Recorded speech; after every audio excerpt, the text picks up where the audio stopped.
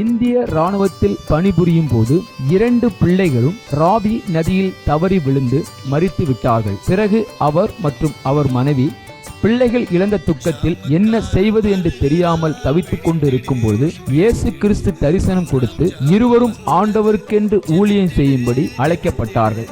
அவர்கள் செய்து வரும் சத்திய வேத ஆராய்ச்சி ஊழியம் ஆண்டவருடைய கிருபையால் வல்லமையாக நடைபெற்று வருகிறது. அவர்கள் கொடுக்கும் ஆண்டவருடைய வார்த்தையை நாம் கேட்போம்.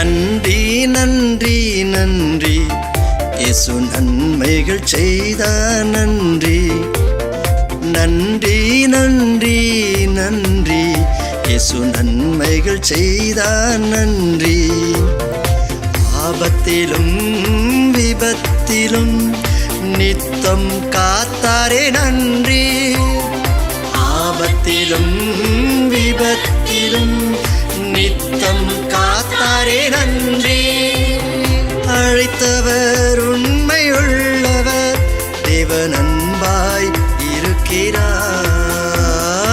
அழைத்தவர் உண்மையுள்ளவர், தேவன் அன்பாய் இருக்கிறார். நன்றி நன்றி நன்றி இயேசு நன்மைகள் செய்தார். நன்றி நன்றி நன்றி நன்றி இயேசு நன்மைகள் செய்தார். நன்றி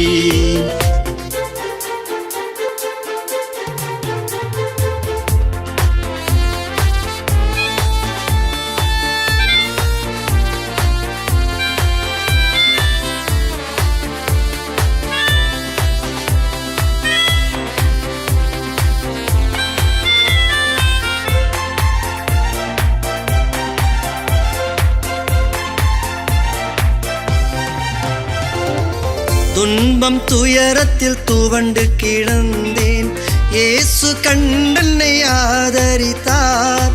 துன்பம் துயரத்தில் துவண்டு கிடந்தேன், இயேசு கண்டென்னை ஆதரித்தார். ஆலயத்தில் நான் ஆனந்த சத்தத்தோடு தூய ஆவியில் நிரம்பிடுவேன். ஆலயத்தில் நான் ஆனந்த சத்தத்தோடு தூய ஆவியில் நிரம்பிடுவேன். அழைத்தவர் உண்மை உள்ளவர், தேவன் அன்பாய் இருக்கிறார். அழைத்தவர் உண்மை உள்ளவர், தேவன் அன்பாய் இருக்கிறார். நன்றி நன்றி நன்றி இயேசு நன்மைகள் செய்தார். நன்றி நன்றி நன்றி நன்றி இயேசு நன்மைகள் செய்தார். நன்றி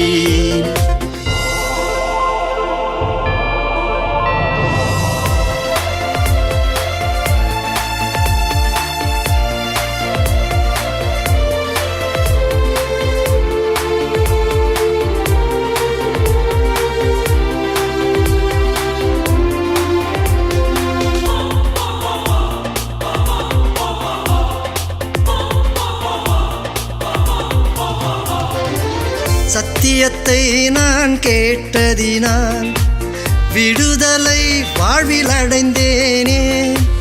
சத்தியத்தை நான் கேட்டதினால் விடுதலை வாழ்வில் அடைந்தேனே.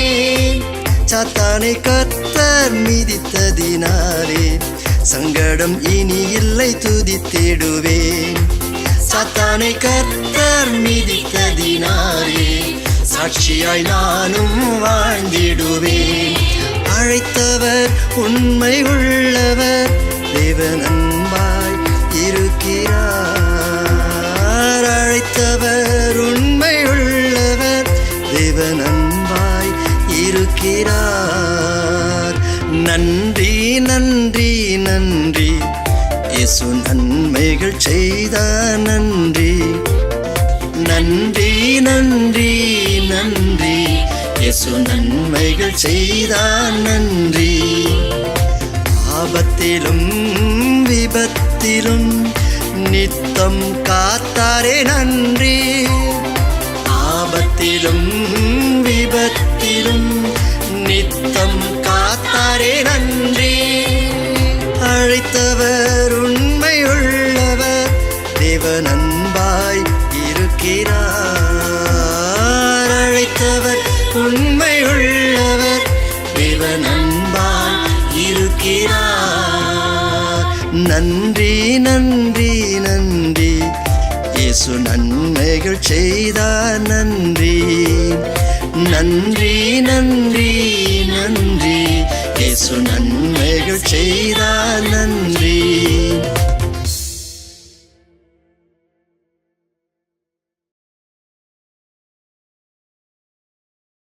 கர்த்தருடைய பரிசுத்த நாமத்திற்கு மகிமை உண்டாவதாக. இந்த நாள் நாம் இந்த வேத பாட வகுப்பில் வந்திருக்கிறவங்கள் யாவருக்கும் ஆண்டவராக இயேசுவின் நாமத்தினாலே என்னுடைய நன்றியை தெரிவித்துக் கொள்கிறேன். கர்த்தர் உங்களை அவரதுமாய் ஆசீர்வதிப்பாராக. எத்தனை பேர் படிக்க வாஞ்சியாக இருக்கிறீங்க? எல்லாருமே அந்த வாஞ்சை இருக்க வேண்டும். அங்கே சொல்லப்பட்டிருக்கிறது 1 பேதுரு 2ஆம் அதிகாரம் 1 பேதுரு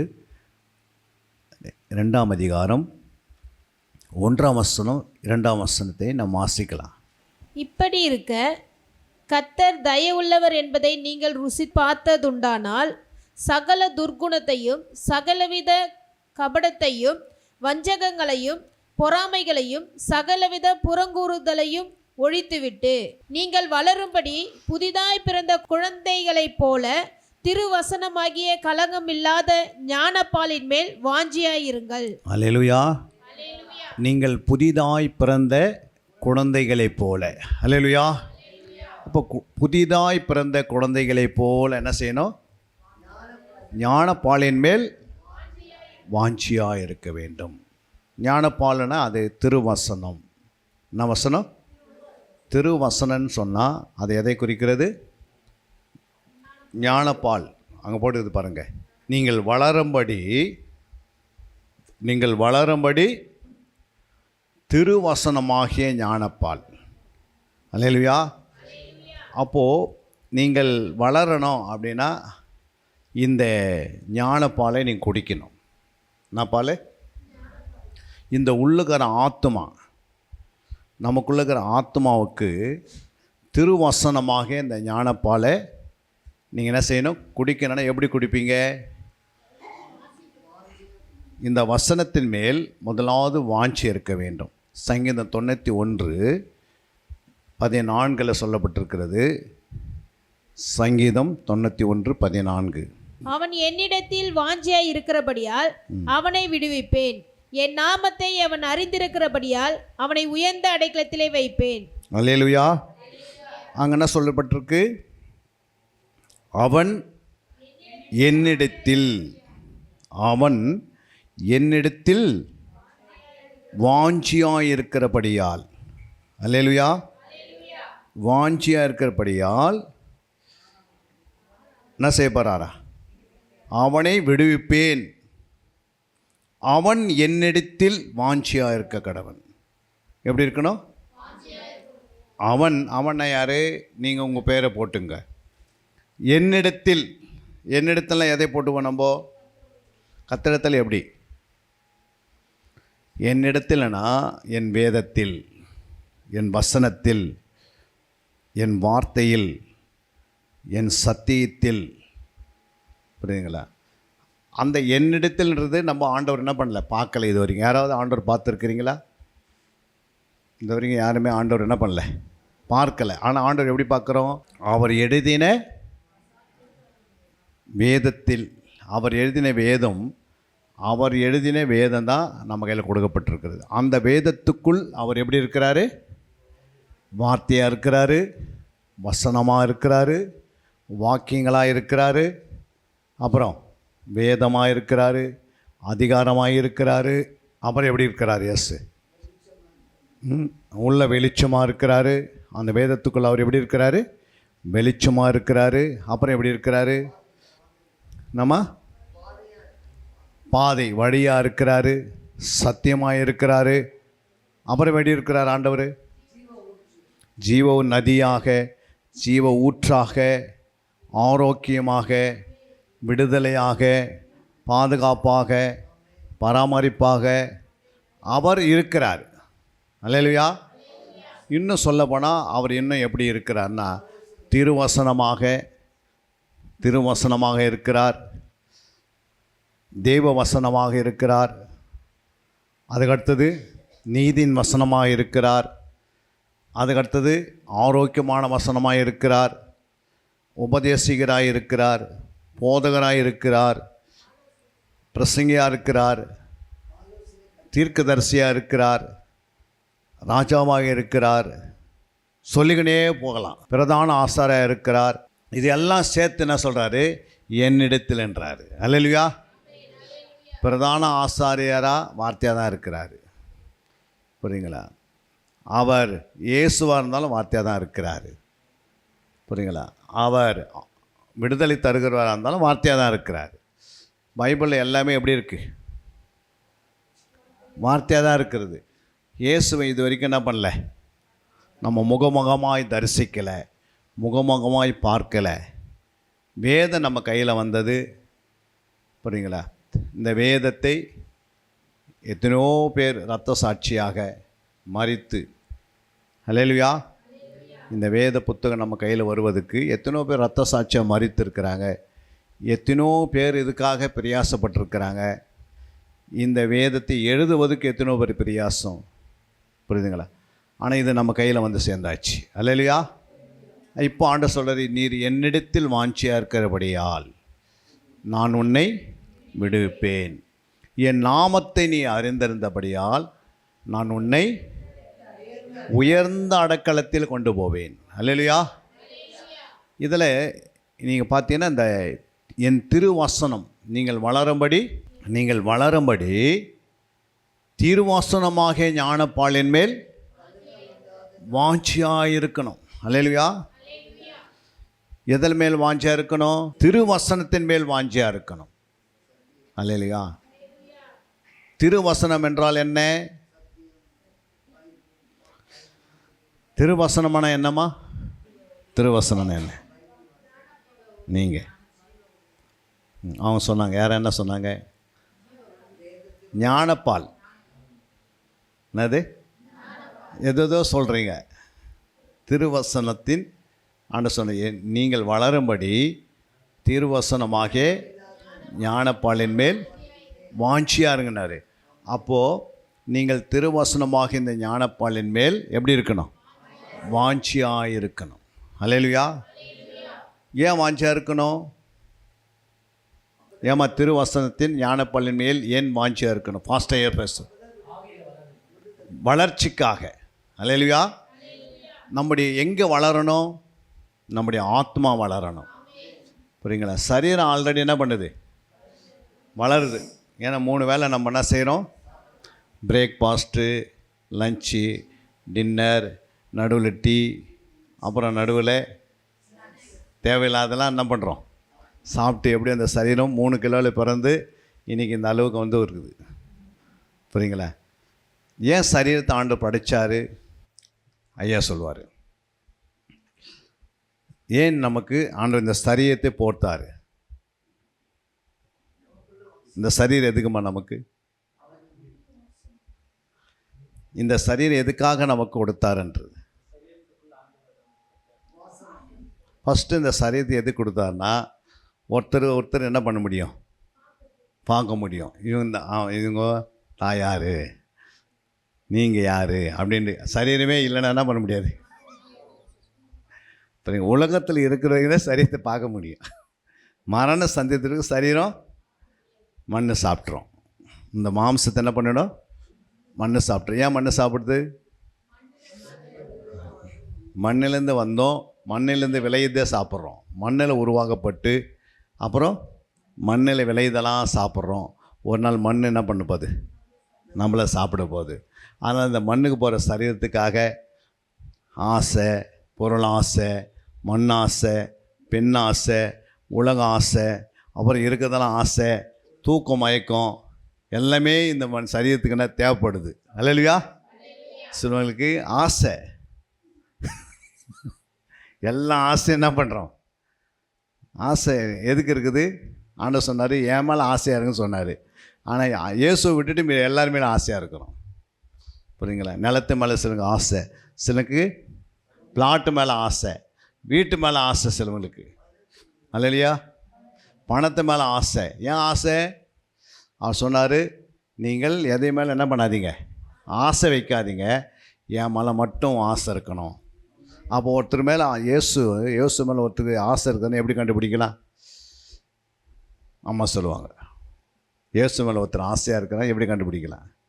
அதாவது ஒன்று ஜெபம் பண்ணினே இருப்பாங்க, ரெண்டாவது அவரை பற்றி பேசினே இருப்பாங்க, பைபிள் படிச்சுனே இருப்பாங்க, இன்னொன்று அவருக்காக ஓடி போய் சொல்லினே இருப்பாங்க. இது இயேசு மேலே இருக்கிற ஆசை. சிலவங்களுக்கு என்ன இல்லை, இயேசு மேலே ஆசை இல்லை, உலகத்து மேலே ஆசைன்னா அவங்க உலகத்தில் ஓடிக்கினே இருப்போம், வேலை கிடைக்கலையே அப்படின்வாங்க. எனக்கு வீட்டில் சரியான வீடு இல்லையே, சரியான எனக்கு பிள்ளைங்க எனக்கு சம்பாரிச்சு வந்து கொடுக்கலையே அப்படி ஏதாவது ஒன்று சொல்லிக்கினே என்ன பண்ணுவாங்க, காலத்தை போயினே இருக்கும். ஆனால் நீங்கள் இயேசு மேலே ஆசை வச்சிட்டிங்கன்னா மீதி எல்லாமே ஒன்று மோத ஆரம்பிச்சிருது. இல்லையா? ஒரு குறையில்லாத வச்சுப்பார். ஆனால் நம்முடைய ஆசை யார் மேலே போயிடுது? சிலருக்கு செல்ஃபோன் மேலே ஆசை. நடு ராத்திரியில் போனால் கூட என்ன பண்ணுறாங்க, செல்ஃபோனை நடு ராத்திரியில் கூட என்ன பண்ணுறாங்க, செல்ஃபோன் எடுத்துக்கின்னு அப்படியே பார்க்குறாங்க, அதுக்குள்ளே எதுவும் இருக்கிற மாதிரி. புரியுங்களா? ஆனால் அது மேலே அதெல்லாம் ஆசை வந்து போகிறது. எதுக்கு முக்கியம் கொடுக்கணும்னு நமக்கு தெரியல. திருவசனமாகிய ஞானப்பாலின் மேல் உனக்கு வாஞ்சி இருக்கணும். அதனால தான் என்னிடத்தில் நீ வாஞ்சியாக இருந்தால் நான் உன்னை விடுவிச்சிடுவேன். அப்படின்னா என்ன? உனக்கு எங்கெங்கெல்லாம் விடுதலை வேணும்னு திருவசனத்தின் மூலமாக கிடைச்சிடும். ஒரு வேலை கிடைக்கணும், ஒரு அப்ளிகேஷன் போட்டிங்கன்னா அதுலேருந்து விடுதலை கிடச்சிடும். ஒரு நல்ல வேலை கிடச்சிடும். அதில் 1,00,000 ரூபாய் சம்பளம் வாங்குற அளவுக்கு ஒன்று வச்சுடுவார் ஆண்டவர். புரியுங்களா? அது மேலே வாஞ்சி இல்லாத நீ அப்ளிகேஷன் போட்டோன்னா 10,000 ரூபாய் கிடைக்கும் மாதத்துக்கு. எவ்வளோ? 10,000 8,000 வாங்கிக்கின்னு காலத்தை ஓட்ட வேண்டியது தான். அல்லையா? ஒரே டைமில் பெரிய டார்கெட்டை நீங்கள் ஆண்டு கொடுப்பார். அவரிடத்தில் வாஞ்சியாக இருந்தால் அவர் உனக்கு என்ன செய்வார்? பெரிதான காரியத்தை செய்வார். அல்லையா? அவரிடத்தில் வாஞ்சி குறைய வச்சுட்டு மீது அவனுடைய மனைவி மேலே வாஞ்ச, சிலவங்க புருஷர்கள் மேலே வாஞ்ச, சிலவங்க பிள்ளைகள் மேலே வாஞ்ச, சிலவங்க அவங்க வைத்திருக்கிற நகை மேலே வாஞ்சியாக இருப்பாங்க, பொன் வெள்ளி மேலே ரொம்ப வாஞ்சியாக இருப்பாங்க. புரியுதுங்களா? ஆனால் இதெல்லாம் நிரந்தரம் கிடையாது. உனக்கு தேவை, ஆனால் இது நிரந்தரம் கிடையாது. நிரந்தரமானவர் இயேசு ஒருவரே. அல்லேலூயா. அவர் வார்த்தையாகவே இருக்கிறார். அவர் எப்படி இருக்கிறாரு? வார்த்தையாகவே இருக்கிறார். புரியுதுங்களா? அப்போது முதலாவது உனக்கு திருவசனமாகிய இந்த ஞானப்பாலின் மேல் வாஞ்சியாக இருக்கணும். அதே 1 பேதுரு 1ஆம் அதிகாரம் 23ஆம் வசனத்தை நீங்கள் வாசித்து பாருங்கள். அழிவுள்ள வித்தினாலே அல்ல, என்றென்றைக்கும் நிற்கிறதும் ஜீவனுள்ளதுமான தேவ வசனமாகிய அழிவில்லாத வித்தினாலே மறுபடியும் ஜெனிப்பிக்கப்பட்டிருக்கிறீர்களே. அல்லேலூயா. அல்லேலூயா. அழிவுள்ள வித்தினால் அல்ல. அல்லேலூயா. என்ன வித்து? என்ன வித்துமா? அழிவில்லாத ஜீவ இல்லை, அழிவுள்ள வித்தினால் அல்ல. அழிவுள்ள வித்துனா என்ன? மனுஷர் வித்து, மிருகம் வித்து எல்லாமே அழிஞ்சிடும். புரியுங்களா? அப்போ அழிவுள்ள வித்தினாலே நம்ம உருவாக்கப்பட்டிருக்கிறோம். புரியுங்களா? நம்ம எல்லாமே அழிவுள்ள வித்து. புரியுங்களா? அதனால தான் இந்த மாம்சமானது அழிவுள்ள வித்தினால் உருவாக்கப்பட்டது. புரியுங்களா? இயேசு மட்டும் தான் அழிவில்லாத வித்தில் உருவாக்கப்பட்டார். அல்லேலூயா. இயேசு அழிவில்லாத வித்தினால் உருவாக்கப்பட்டார். நாம் எல்லாம் அழிவுள்ள வித்தினாலே உருவாக்கப்பட்டோம். புரியுங்களா? மறுபடியும் நம்ம என்ன செய்துட்டோம்? அழிவில்லாத வித்தினாலே நம்ம என்ன பண்ணிட்டோம்? அழிவில்லாத வித்தினாலே தேவ வசனமாகிய ஜெனிப்பிக்கப்பட்டிருக்கிறீங்க. தேவ வசனம் என்ன? இல்லை, தேவ வசனம். தேவ வசனம் என்றால் அழிவில்லாத வித்து. திருவசனம் என்றால் ஞானப்பால். அல்லேலூயா. இதெல்லாம் உங்களுக்கு தெரிஞ்சால் தான் அடுத்த ஸ்டெப்புக்கு போக முடியும். என்ன சொன்னேன் நான்? தேவ வசனம் எதை குறிக்கிறது? அழிவில்லாத வித்து. திருவசந்தனம் என்ன? ஞானப்பால். அல்லேலூயா. இப்போ புரிஞ்சுதுங்களா? தேவ வசனம் எதுக்கு பயன்படுத்துகிறோம்? தேவனுடைய வசனத்தை எதுக்காக நாம் பயன்படுத்த போகிறோம்? பாஸ்டர் சொல்லுவார், தேவ வசனத்தை, தேவனுடைய வசனத்தை நாம் எதுக்காக பயன்படுத்துகிறோம்? மறுபடி பிறப்பதுக்காக சுவிசேஷமாக பிரசங்கப்படுறோம். எதுக்காக? சுவிசேஷம் சொல்லனா தேவனுடைய வசனத்தை பயன்படுத்தணும். யாராவது வளரணும் வசனத்தில் அப்படின்னா திருவசனத்தை பயன்படுத்தணும். புரியுங்களா? வளர்ச்சிக்கு திருவசனம், பிரசங்கம் பண்ணுறதுக்கு தேவனுடைய வசனம். அல்லேலூயா. தேவனுடைய வசனம் அழிவில்லாத வித்து. சரிங்களா? அந்த வித்து அந்த வசனம் யாராவது கேட்டுட்டாங்கன்னா உடனே என்ன உண்டாகுது?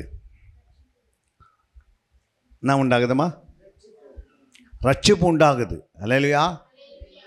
தேவனுடைய வசனம் உனக்குள்ளே வந்துச்சுன்னா உன்னுடைய ஆத்மாவில், புரியுதுங்களா, ஒரு குழந்தை ஜெனிப்பிக்கப்படுகிறது. அல்லேலூயா.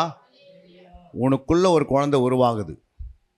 புரியுதுங்களா? அதுக்கு பார்த்து ஜெனிப்பிக்கப்படுகிறது. நீங்கள் அழிவில்லாத வித்தினாலே, தேவ வசனமாகிய அழிவில்லாத வித்தினாலே ஜெனிப்பிக்கப்பட்டுட்டீங்க. அப்படியே அங்கேயே அதே சொல்லக்கூடாது, நான் ஞானஸ்தானம் எடுத்துட்டேன், நான் ரட்சிக்கப்பட்டுட்டேன், அங்கேயே நின்றுக்கூடாது. அதான் ஆண்டவர் சொன்னார், நீ எங்கே வரணும்? ரட்சிக்கப்பட்டிருக்க எங்கம்மா வரணும்? இல்லை. இப்போ குழந்தை பிறந்துச்சு, அது எங்கே வரணும்? பிறந்த குழந்தை அது எப்படி வளரும்? தாய்ப்பால் வேணும். அப்போது பிறந்த குழந்தைய கொண்டு போயிட்டு நம்ம நீங்கள் ஹாஸ்பிட்டலே இரு அப்படின்னு அம்மா விட்டு வருவாங்களா? உடனே அந்த பிள்ளைக்கு என்ன கொடுக்கணும்? அதை மாதிரி ஒருத்தர் ரட்சிக்கப்பட்டுட்டு பிறகு அவங்களுக்கு என்ன வேணும்? திருவசனமாகிய ஞானப்பால் வேணும். இன்றைக்கி சபைகளில் இந்த ஞானப்பால் குடிக்காதனால தான் எந்த விசுவாசியும் சீசனாக மாற மாட்டேங்குது. அல்லேலூயா. எங்கே கூப்பிட்டாலும் ஒரு ஜபத்துக்கு கூப்பிட்டா என்ன பண்ண மாட்டதில்ல, அதே டான்ஸ் ஆடுறதுக்கு கூப்பிட்டா பாருங்கள் ஓடி வந்துடுறாங்க. நம்ம பாட்டு பாடி டான்ஸ் ஆடினா எப்படி இருக்குது? ஜனம் கூட்டம் கூட்டமாக சேர்றாங்க. அந்த கூட்டம்லாம் வருகையில் போருமா? அந்த டான்ஸ் ஆடுறவரும் வருகையில் போக மாட்டார். அந்த டான்ஸுக்கு வந்தவங்களும் எங்கே போக மாட்டாங்க? பரலோக ராஜ்யத்தில் நுழைய மாட்டாங்க. ஆனால் அது கூட்டம் பெருகுது. ஏன்னா வேத பாடத்துக்கு கூட்டுதா? ஜபம்னு சொல்லிட்டா ஒரு நாள் ஃபுல்லாக யார் எத்தனை பேர் வராங்க? நம்ம ஒரு 12 மணி நேரம் ஜபம்னு சொன்னால் எத்தனை பேர் வராங்க சொல்லுங்கள்? ஜபம்னா கொஞ்சம் கஷ்டமாக இருக்குது. வேத பாடம்னா அதோடைய கஷ்டமாக இருக்குது. புரியுதுங்களா? ஆனால் ஆடல் பாடல் துதித்து பாடணும், ஆவியோடு பாடணும். புரியுங்களா? எப்படி பாடணும்? நல்ல ஆண்டவரை துதித்து பாடணும்னா ஆவியோடு பாடு, கருத்தோடு பாடு. புரியுதுங்களா? அதெல்லாம் தேவை தான். ஆனால் அதுக்காக என்ன பண்ணக்கூடாது? அளவு மீறிடக்கூடாது. அதுதான் அவன் திருவசனமாகிய ஞானப்பாலின் மேல் என்ன பண்ண நீங்கள் தினந்தோறும் வாஞ்சியாக இருக்கணும். அல்லேலூயா. ஒரு குழந்தை பிறந்தாச்சு அப்படின்னா அந்த குழந்தைக்கு தாய்ப்பால் தேவை. அதுபோல் ஒரு விசுவாசி இயேசுவை இருதயத்தில் விசுவாசித்து அவங்க இயேசுவை ஏற்றுக்கொள்கிறார்கள், ரட்சிக்கப்படுகிறார்கள். அவர்களுக்கு திருவசனமாகிய ஞானப்பாலை தினந்தோறும் அவங்க குடிக்கணும். இப்போ ரட்சிக்கப்பட்டவங்க என்ன செய்யணும்? ஆலயத்துக்கு மேய்ப்பர் சொல்கிறதெல்லாம் கேட்டு என்ன பண்ணோம்? மேய்ப்பர் தான் ஒரு தாய் மாதிரி. அல்லேலூயா. மேய்ப்பர்னா யார்? அவர் கொடுக்குற அந்த திருவசனமாக ஞானப்பால் சொல்லுவார், நீங்கள் டெய்லி ஒரு அதிகாரத்தை வாசிங்க, அந்த அதிகாரத்தை தேடி வாசிங்க, அந்த அதிகாரத்தை ஆராய்ந்து வாசிங்க, அந்த அதிகாரத்தை தியானம் பண்ணி வாசிங்க அப்படின்னு யார் சொல்கிறது? மேய்ப்பர் சொல்லுவார். மேய்ப்பர் தான் ஒரு தாய்க்கு சமம். யார்? மேய்ப்பன் தான். அந்த சபை மேய்ப்பர் தான் என்ன பண்ணுவார், உன்னை ரட்சித்து ஆண்டவர் சபையில் சேர்த்துட்டாரு. குழந்தை கொண்டு போய் ஸ்கூலில் தாய் சேர்த்துறாங்க. அப்புறம் அந்த தாய் யாராக இருக்கிறாங்க, ஒரு குழந்தை பிறந்து வளர்ந்து கொண்டு போய் ஸ்கூலில் சேர்த்துட்டு பிறகு வாசலில் விட்டு வந்திருக்கு, யார் தாயாக மாறுறாங்க, ஆசிரியர் தான் மாறுறாங்க. அதுபோல் ஆண்டவரும் என்ன பண்ணுறாரு, ஒரு ஆத்மாவை ரட்சிப்பில் நடத்தி அதை கொண்டு வந்து சபையில் சேர்க்கிறார், ஆலயத்தில் விட்டு விடுகிறார். அந்த ஆலயத்தில் யார் இருக்கிறது, அந்த ஆலயத்தில் ஒரு மேய்ப்பன் இருக்கிறார். அந்த மேய்ப்பன் தான் கண்காணி. அந்த மேய்ப்பனுடைய வேலை என்னன்னா, அந்த வந்திருக்கிற அந்த ஆத்மாவுக்கு, ரட்சிக்கப்பட்டு வந்து உள்ளே வந்திருக்கிற ஆத்மாவுக்கு திருவசனமாகிய ஞானப்பால் என்ன பண்ணோம், தினந்தோறும் கொடுக்கணும். ஒரு குழந்தை வந்து தினந்தோறும் பால் குடிக்கலாம், எப்படி இருக்கும், நம்ம சீக்கிரமாக அது எழுந்து வளராது. சில நேரத்தில் நடுவில் குழந்தைக்கு ஒரு 10 நாள் பால் கொடுக்கல, என்ன ஆகுது, வளர்ச்சி குறைஞ்சிருது. அது மாதிரி ரட்சிக்கப்பட்டு சபையில் சேர்க்கப்பட்ட தேவனுடைய பிள்ளைகள் யாராக இருந்தாலும் அவங்க சபைக்கு வந்த பிறகு திருவசனமாய் ஞானப்பால் என்ன பண்ணணும், குடிக்கணும். நீங்கள் வேதத்தை நல்லா வாசிக்கணும், ஒரு நாள் விடாது வாசிக்கணும். எவ்வளோ நாள் வாசிப்பீங்க சொல்லுங்கள் பார்க்கலாம்,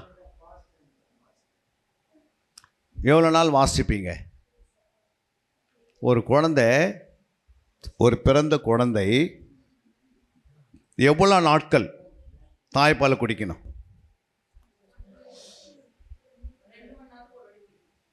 இந்த எவ்வளோ நாட்கள்? 3 வருஷம் ஒரு தாய் தன் குழந்தைக்கு என்ன பண்ணணும், பால் கொடுக்கணும் இல்லை?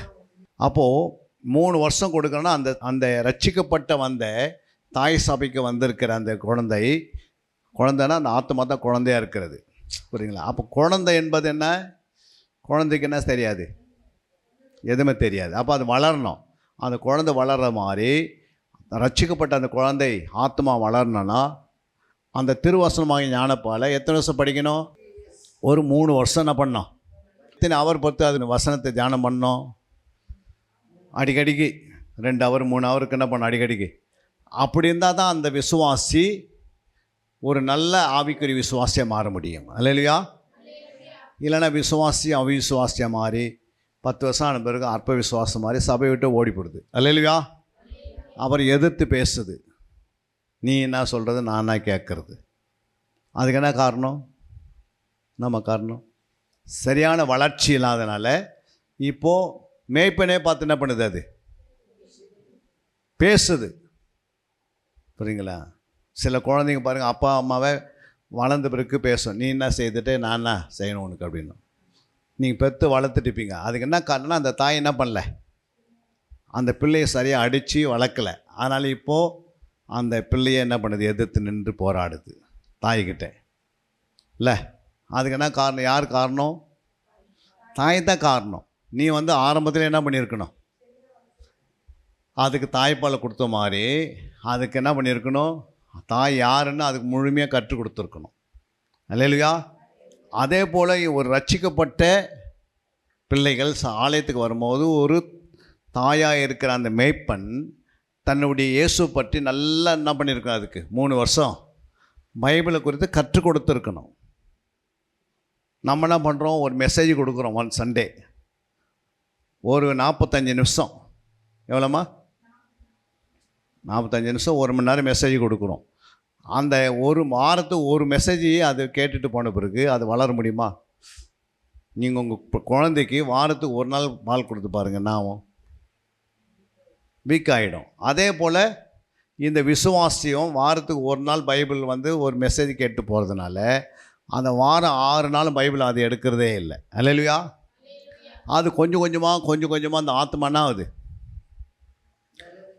பலவீனப்பட்டு இந்த சரீரத்துக்குள்ளே கை கால் விழுந்து அது நொண்டியாக ஹேண்டிகேஃபாக என்ன பண்ணுது, வளருது, புரியுங்களா? உள்ளுக்கிற மனுஷன், இந்த உள்ளான மனிதன், இந்த ஆத்மா என்ன பண்ணுது, குழந்தையாக இருக்கனால அது சரியான வசனம் இல்லாதனால என்ன பண்ணுது, சொல்லுங்கம்மா, பலவீனமாகி ஊனமாகி உள்ளே ஊனமாக இருக்குது. அதால் நடக்க முடியல. அப்போ அந்த விசுவாசி சர்ச்சுக்கு போகலையா, ஏன் சர்ச்சுக்கு வரலன்னு கேட்டால் அது என்ன சொல்லுது, மழை வந்துடுச்சு, இன்னைக்கு சிங்கம் வழியில் நின்று கொண்டிருக்கிறது, ஒரு புயல் வந்தது, எங்கள் அம்மா வந்து கடைக்கு போயிருக்கிறாங்க, அதனால தான் நான் சர்ச்சுக்கு வரல, எங்கள் அப்பா வந்து என்ன பண்ணியிருக்கிறார், பால் வாங்கிறதுக்கு போனதுனால தான் நான் சர்ச்சுக்கு வர முடியல அப்படின்னு என்ன பண்ணுது, சாக்கு போக சொல்லுது. புரியுங்களா? ஏன் சொல்லுது சாக்கு போக்கு? அந்த வளர்ச்சி இல்லை, அதுக்கு என்ன வேணும்னு அதுக்கு தெரியல. அப்போ என்ன ஆகுதுன்னா, இந்த வளர்ச்சி இல்லாத இந்த குழந்தையானது, ரட்சிக்கப்பட்ட இந்த குழந்தையானது வளர்ச்சி இல்லாதனால இது உலகத்தில் பிசாசனை பண்ணுறான். அவனுடைய என்ன பண்ணுறான், அவனுடைய பாலை, என்ன பால், ஞானமில்லாத பாலை ஊட்டிடுறான். சினிமா ஊட்டிடுறான், சில கட்டுக்கதைகளை ஊட்டிடுறான், பக்கத்து வீட்டு கதையை ஊட்டிடுறான், செல்ஃபோனை ஊட்டி விட்டுறான், என்னென்ன இருக்குதோ என்ன பண்ணிடுறான், அவன் கடன்னு அவன் மேலே முடிச்சிடுறான். அது பிறகு 3 வருஷம் 4 வருஷம் சபைக்கு வர விசுவாசிக்கு பைபிள் வாசினா என்ன பண்ணுது, வாயில் வரைய மாட்டேங்குது வார்த்தை. அல்லேலூயா. படித்தா என்ன பண்ண மாட்டேங்குது, தடுமாறுது. ஏன் தடுமாறுறோம்? அதுக்கு மேலே அக்கறை இல்லை. அது கர்த்தர் எனக்காக தான் எழுதி கொடுத்தாரு அப்படின்னு அதுக்கு சொல்லி தந்தவங்க சரியான மேய்ப்பன் இல்லாத ஆடுகளை போல சிதற உண்டு ஊரெல்லாம் சுற்றின்னு எடுக்குது. புரியுதுங்களா? எங்கம்மா போயிட்டு வரேன், ஏன் லேட்டாக வரேன்னா அவங்களுக்கு அவ்வளோ பிரச்சனை இருக்கும், வீட்டில் அவ்வளோ பிரச்சனை இருக்கும், அதனால் லேட் ஆயிடுச்சு. புரியுங்களா? ஏம்மா வரல, சண்டே போன வரேன்னா வயிற்று வலி ஆயிடுச்சு அதனால தான் வரலை. அல்லேலூயா. ஏம்மா 2-3 வாரமாக சர்ச்சுக்கு வரலன்னு கேட்டால் அவங்க சொல்கிறாங்க, தலைவலி என்னால் தாங்கவே முடியல, எங்கள் அம்மா அவ்வளோ ப்ரெஷராக என்ன பண்ணுறாங்க, அடிக்கடிக்கு அதனால் பேசினே இருக்கிறதுனால எனக்கு தலைவலி வந்துடுச்சு. புரியுங்களா? இதெல்லாம் என்ன பண்ண மாட்டேங்குது, நம்ம ஆவியில் வளர முடியல. அதனால் சபை என்னாவது வருகையில் அந்த விசுவாசி வருகையில் போக முடியுமா? 20 வருஷம் இல்லை 40 வருஷம் சர்ச்சில் உட்காந்தாலும் அந்த விசுவாசி ஒரு நாளும் எங்கே போக முடியாது, பரலோக ராஜ்யத்துக்குள்ள நுழைய முடியாது. அந்த விசுவாசம் நடத்தின அந்த மேய்ப்பனும் எங்கே போக முடியாது. ஏன்னா மேய்ப்பன் கையில் ஆடை கொடுத்தா ஆடு என்ன பண்ணிச்சு, பக்கையாக வச்சுருக்கிறாங்க, எலும்பும் தோலமாக இருக்கிறது, கசாப்படிக்கு ஆயத்தமாகி கிடக்குது. புரியுதுங்களா? அப்படி இருந்தால் எப்படி இருக்கும், சரிதர் மட்டும் எப்படி இருக்கிறோம், புஷ்டியாக இருக்கிறோம். ஏன்னா அவர் பிரியாணி போட்டு போட்டு என்ன பண்ணிட்டாரு, பிரியாணி இட்லி எதோ கொடுத்து சரித்திரம் வளர்த்துட்டாங்க. இப்போ ஆத்மாவில் வளரல. அல்லேலூயா. அதனால் ஆத்மாவுக்கு ஆகாரம் இல்லாதனால அது என்ன பண்ணுது, சின்ன வார்த்தை சொன்னாலும் எதிர்த்து பேசுது, டக்குன்னு தாங்க முடியல. ஏன் தாங்க முடியல? அதுக்குள்ளே திருவசனமாக ஞானப்பால் குடித்து வளரல. புரியுங்களா? யோசித்து பாருங்கள். அப்போ என்ன காரணம், என்ன காரணமா, அந்த வளர்ச்சி இல்லை. புரியுங்களா? அப்புறம் என்ன சொல்கிறது, திடீர்னு ஆண்டோடைய வரிகளை நீங்கள்லாம் என்ன போயிடுவீங்க இல்லை, அந்த மேய்ப்பன் சொல்லுவார், நீங்கள்லாம் மனவாட்டி ஆகிடுங்கன்றாரு. இவங்க குழந்தையே ஆகலை, குழந்தையிலே வளர்ச்சி இல்லாதவங்க எப்படி மனவாட்டியாக மாற முடியும்? இப்போ ஆண்டோடைய பார்வையில் எப்படி இருப்பாங்க அந்த ஆத்மா? ஆண்டவர் பார்க்குறாருல, சபையை பார்க்கும்போது எல்லாம் எப்படி இருக்குது, உள்ளகிற மனுஷன் எப்படி இருக்கிறான், கை கால் விழுந்து வளர்ச்சி இல்லாத ஊனமாகிருது, நடக்க முடியாமல் ஜெபிக்க முடியாமல். புரியுதுங்களா? இப்படி இருக்குது எல்லாம் ஆண்டோடைய பார்வையில். ஆனால் நம்ம என்ன பண்ணுகிறோம், எல்லாம் நீங்கள் வரிகள் என்ன பண்ணுறீங்க, ஆண்டுக்கு மனைவட்டியை மாறனு. அங்கே போனவங்க ஏசு யாருன்னு, ஏசு பக்கத்தில் நின்றுப்பார். இவங்க போய் அங்கே கேட்பாங்க, நீங்களாம் ஏசுவா அப்படின்னு கேட்கும். புரியுங்களேன்? அப்போ இயேசுன்றது பூமியில் வந்தப்போ வசனத்தின் மூலமாக இயேசு என்ன செய்தார், அதை திருவசனம். இயேசு என்ன பண்ணுறாரு, நமக்கு திருவசனமாக ஞானப்பாலை கொடுக்குறாரு. அல்லேலூயா. இந்த ஞானப்பாலை ஒரு நாளைக்கு 2 ஹவருக்கு ஒரு முறை குடிக்கணும்னு சொல்லப்பட்டிருக்குது. ஒரு தாய்ப்பால் குழந்தைக்கு எத்தனை ஹவரமாக கொடுக்கணும், 2 மணி நேரத்துக்கு ஒரு முறை கொடுக்குற மாதிரி அடிக்கடிக்கு இந்த பைபிளை வாசித்துனே இருக்கணும். சங்கீதத்தில் 150 சங்கீதம் இருக்கிறது. அதை திருப்பி திருப்பி திருப்பி திருப்பி என்ன பண்ணோம், தெரியுதோ இல்லையோ வாயில் நீங்கள் வாசிக்கினே இருக்கணும். புரியுங்களா? ஒரு நாளைக்கு எத்தனை சங்கீதம் வாசிக்கலாம்? 2 ஹவருக்கு எத்தனை ஹவருமா? 2 ஹவர் ஆன பிறகு ஒரு 2 சங்கீதத்தை என்ன பண்ணிக்கலாம்? 2 அதிகாரத்தை வாசிக்கலாம். அப்படி வாசித்துனே இருந்தீங்கன்னா அடிக்கடிக்கு இந்த வசனம் உங்களுக்குள்ள ஞாபகத்தில் வருது. புரியுங்களா? அப்போ சங்கீதத்தை விடாவாத வாசிக்கலாம். அப்புறம் மத்தேயு, மார்க்கு, லூக்கா, யோவானை வாசிக்கலாம். இப்படியே வாசித்து திருவசனமாக ஞானப்பல் என்ன பண்ணணும்? குடிச்சிடணும். அல்லேலூயா. ஒரு 3 வருஷம் நீ நல்ல பைபிளை முன்னாடி பின்னாடி 1189 அதிகாரம் இருக்கிறது, 66 புத்தகம் இருக்கிறது, புதிய ஏற்பாடு பழைய ஏற்பாடு இருக்கிறது. இது எல்லாம் என்ன செய்யணும்? நல்லா நீங்கள் வாசித்துனே இருந்தீங்கன்னா இது ஒன்று என்ன பண்ணணும்? மேன்மைப்படுத்தும். அல்லேலூயா. நீ நல்ல புஷ்டி ஆகிடுவ. எப்படி ஆகிடுவ? நல்ல உள்ளுக்கிற மனுஷன். அந்த குழந்தை தாய்ப்பாலை குடிச்சு அந்த குழந்தை எப்படி இருக்கும்? கொழுன்னு அந்த பிள்ளைனாவது வளருது. இப்போ ஒரு குறிப்பிட்ட வரும்போது அதுக்கு என்ன ஆகுது? எல்லா பற்களும் முளைக்க ஆரம்பமாகுது. அல்லேலூயா. அது பிறகு தாய்ப்பால் என்ன பண்ணுது? அது மறந்துடுது. புரியுதுங்களா? தாய்ப்பாலை மறந்த பிறகு அது உடனே என்ன பண்ணுறாங்க? திட ஆகாரத்தை கொடுக்குறாங்க. சத்துள்ள ஆகாரத்தை தாய் என்ன பண்ணுறாங்க? அவங்களே என்ன பண்ணுறாங்க? வாயில் போட்டு அரைச்சி என்ன பண்ணுறாங்க? தன் பிள்ளைகளுக்கு கொடுக்குறாங்க. அல்லேலூயா. இப்படி கொடுக்க அந்த பிள்ளை என்ன பண்ணுது? கொஞ்சம் கொஞ்சமாக என்ன செய்கிறது? ஆண்டவர் இந்த பாலை நீங்கள் மறக்க ஆரம்பிக்கிறாங்க. தாய் என்ன பண்ணுறாங்க? அதுக்கு திட ஆகாரத்தை கொடுக்குறாங்க. அதுதான் அந்த வசனம் வாசிங்க. எபிரேயர் 5:13-14 வாசிங்க. பால் உண்ணுகிறவன் குழந்தையாய் இருக்கிறபடியினாலே நீதியின் வசனத்தில் பழக்கமில்லாதவனாய் இருக்கிறான். பலமான ஆகாரமானது நன்மை தீமையினதென்று பயிற்சியினால் பகுத்தறியத்தக்கதாக முயற்சி செய்யும் ஞானேந்திரங்களுடைய பூரண வயதுள்ளவர்களுக்கே தகும். அல்லேலூயா. இப்போது அங்கே என்ன போட்டுக்கிறது? 13ஆம் வசனத்தை மறுபடியும் கொஞ்சமாக நிதானமாக வாசிங்க பார்க்கலாம். பாருங்கள், இங்கே பாருங்கள். பால் உண்கிறவன் குழந்தையாய் இருக்கிறபடியால் நீதியின் வசனத்தில் அங்கே பாருங்கள், பழக்கம் இல்லாதவனா இருக்கிறான். அப்படின்னா பால் உண்கிறவன் ஒரு நீதியின் வசனம் இருக்கிறது. அது பேர் என்னது? அது பேர் தான் பலமான ஆகாரம். அந்த பலமான ஆகாரம் அப்படின்னா என்ன? இப்போ குழந்தை அந்த பாலை குடிச்சுனே வந்துச்சு, தாய்ப்பால். அடுத்தது அதுக்கு நல்ல ஃபுட்டை தராங்கன்னா அப்போ தான் அதுதான் பலமான ஆகாரம் அதுக்கு. புரியுங்களா? ஏன்னா அப்படின்னா அந்த பிள்ளை என்ன பண்ணுது? 2வது ஸ்டேஜில் வருது இப்போ. அல்லேலூயா. பலமான ஆகாரம் போதும். அப்போனா இந்த பலமான ஆகாரத்து இதை பிள்ளைக்கு கொடுக்கணும். அப்போ எந்த பிள்ளைக்கு கொடுக்கணும்? உள்ள ஒரு ஆத்மா பாருங்கள். அது திருவசன ஞானப்பால் 3 வருஷம் என்ன பண்ணியிருக்குது? நல்ல வேதத்தை அதிகாலம் 3 அதிகாரம் 2 அதிகாரம் வாசித்து 3 வருஷம் முடிஞ்சிடுச்சு. திருவசன ஞானப்பால் அதுக்குள்ளே போயிருக்குது. இப்போது அது அந்த நாள் வளர்ந்துருக்குறது. இப்போது அடுத்த ஸ்டேஜுக்கு வரும்போது அதுக்கு என்ன வேணும்? ஒரு பலமான ஆகாரம், ஸ்ட்ராங் மீட் வேணும். அல்லேலூயா. இங்கிலீஷ் பைபிள் என்ன போட்டுக்குது? Strong meet. அல்லேலூயா. அதை புசிக்கணும் அப்படின்னா அதுக்கு என்ன வேணும்? ஒரு நல்ல அதை புசிக்கணும்னா அதுக்கு என்ன வேணும்? பல்லு வேணும். அப்புறம் சொல்லுங்கம்மா. வேறு என்னென்ன வேணும்? தண்ணி வேணும். வேறு பலமான ஆகாரம். உங்களுக்கு மட்டன் கொடுத்துட்டாங்க, அதுக்கு பல்லு வேணும். அப்புறம் என்ன வேணும்? அதுக்கு சாப்பிட்றக்கூடிய வயிறு வேணும். அல்லேலூயா.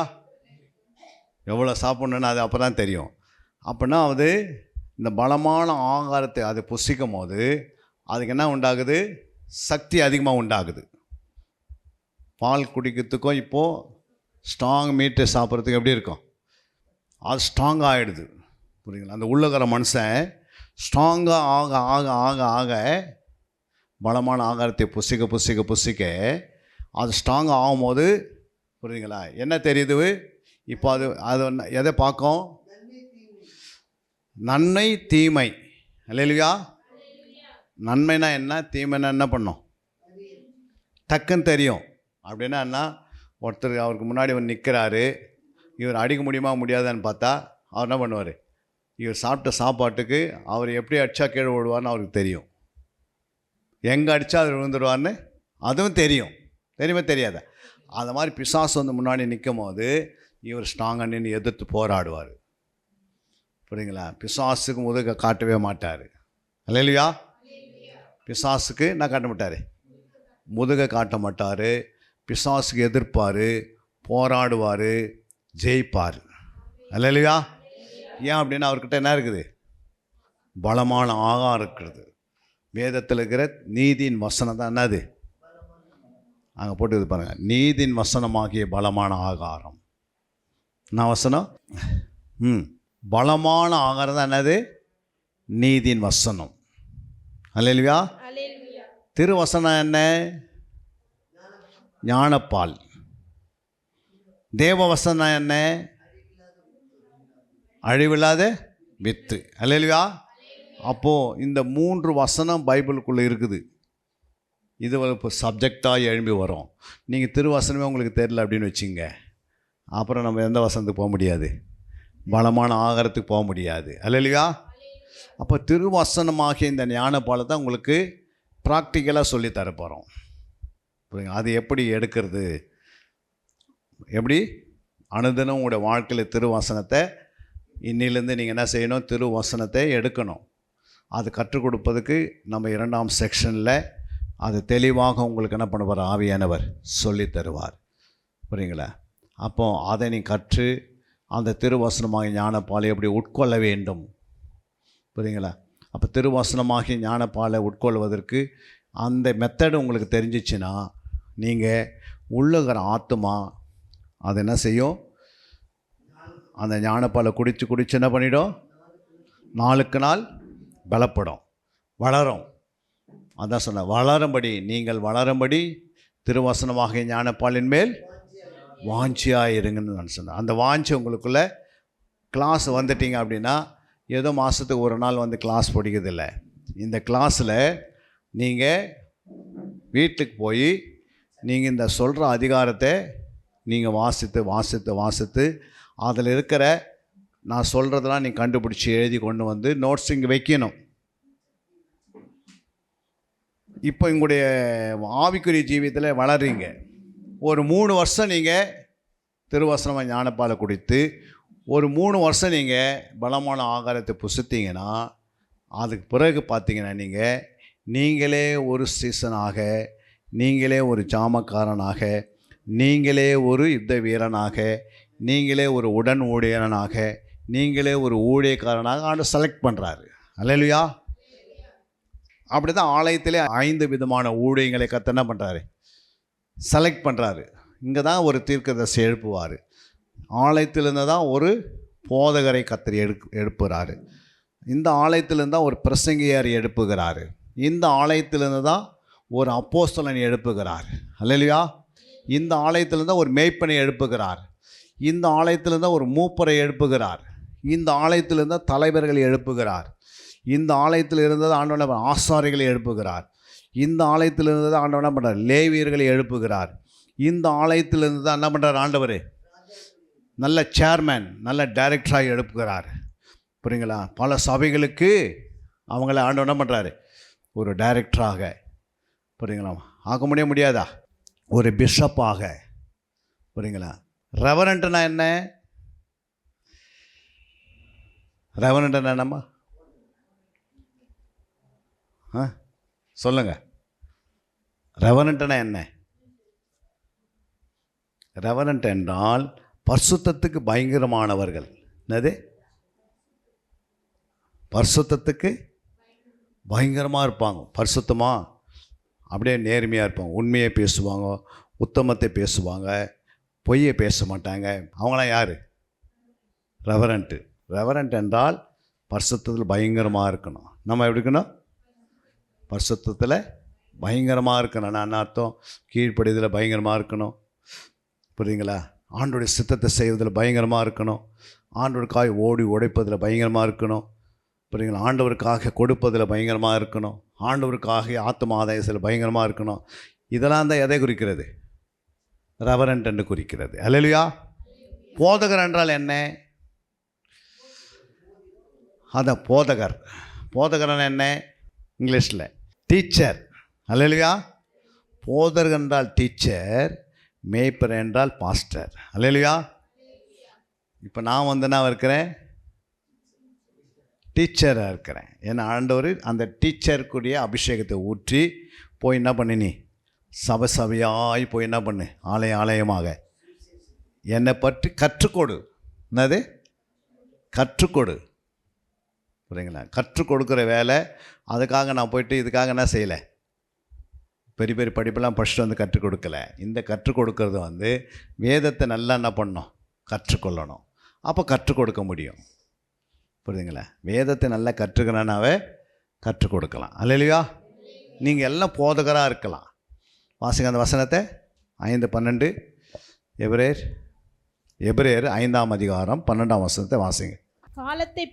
காலத்தை பார்த்தால் போதகராய் இருக்க வேண்டிய உங்களுக்கு தேவனுடைய வாக்கியங்களின் உபதேசங்களை மறுபடியும் உபதேசிக்க வேண்டியதாய் இருக்கிறது. காலத்தை பார்த்தால் என்னவா இருக்கணும்? போதகராக இருக்கணும். காலத்தை பார்த்தா என்ன இருக்கணும்? போதகராய் இருக்க வேண்டிய உங்களுக்கு மூல உபதேசங்களை மறுபடியும் உபதேசிக்க வேண்டியதா இருக்கு. என்னது? மறுபடியும் உபதேசிக்க வேண்டிய. மூல உபதேசம் என்ன? மூல உபதேசம் என்னம்மா?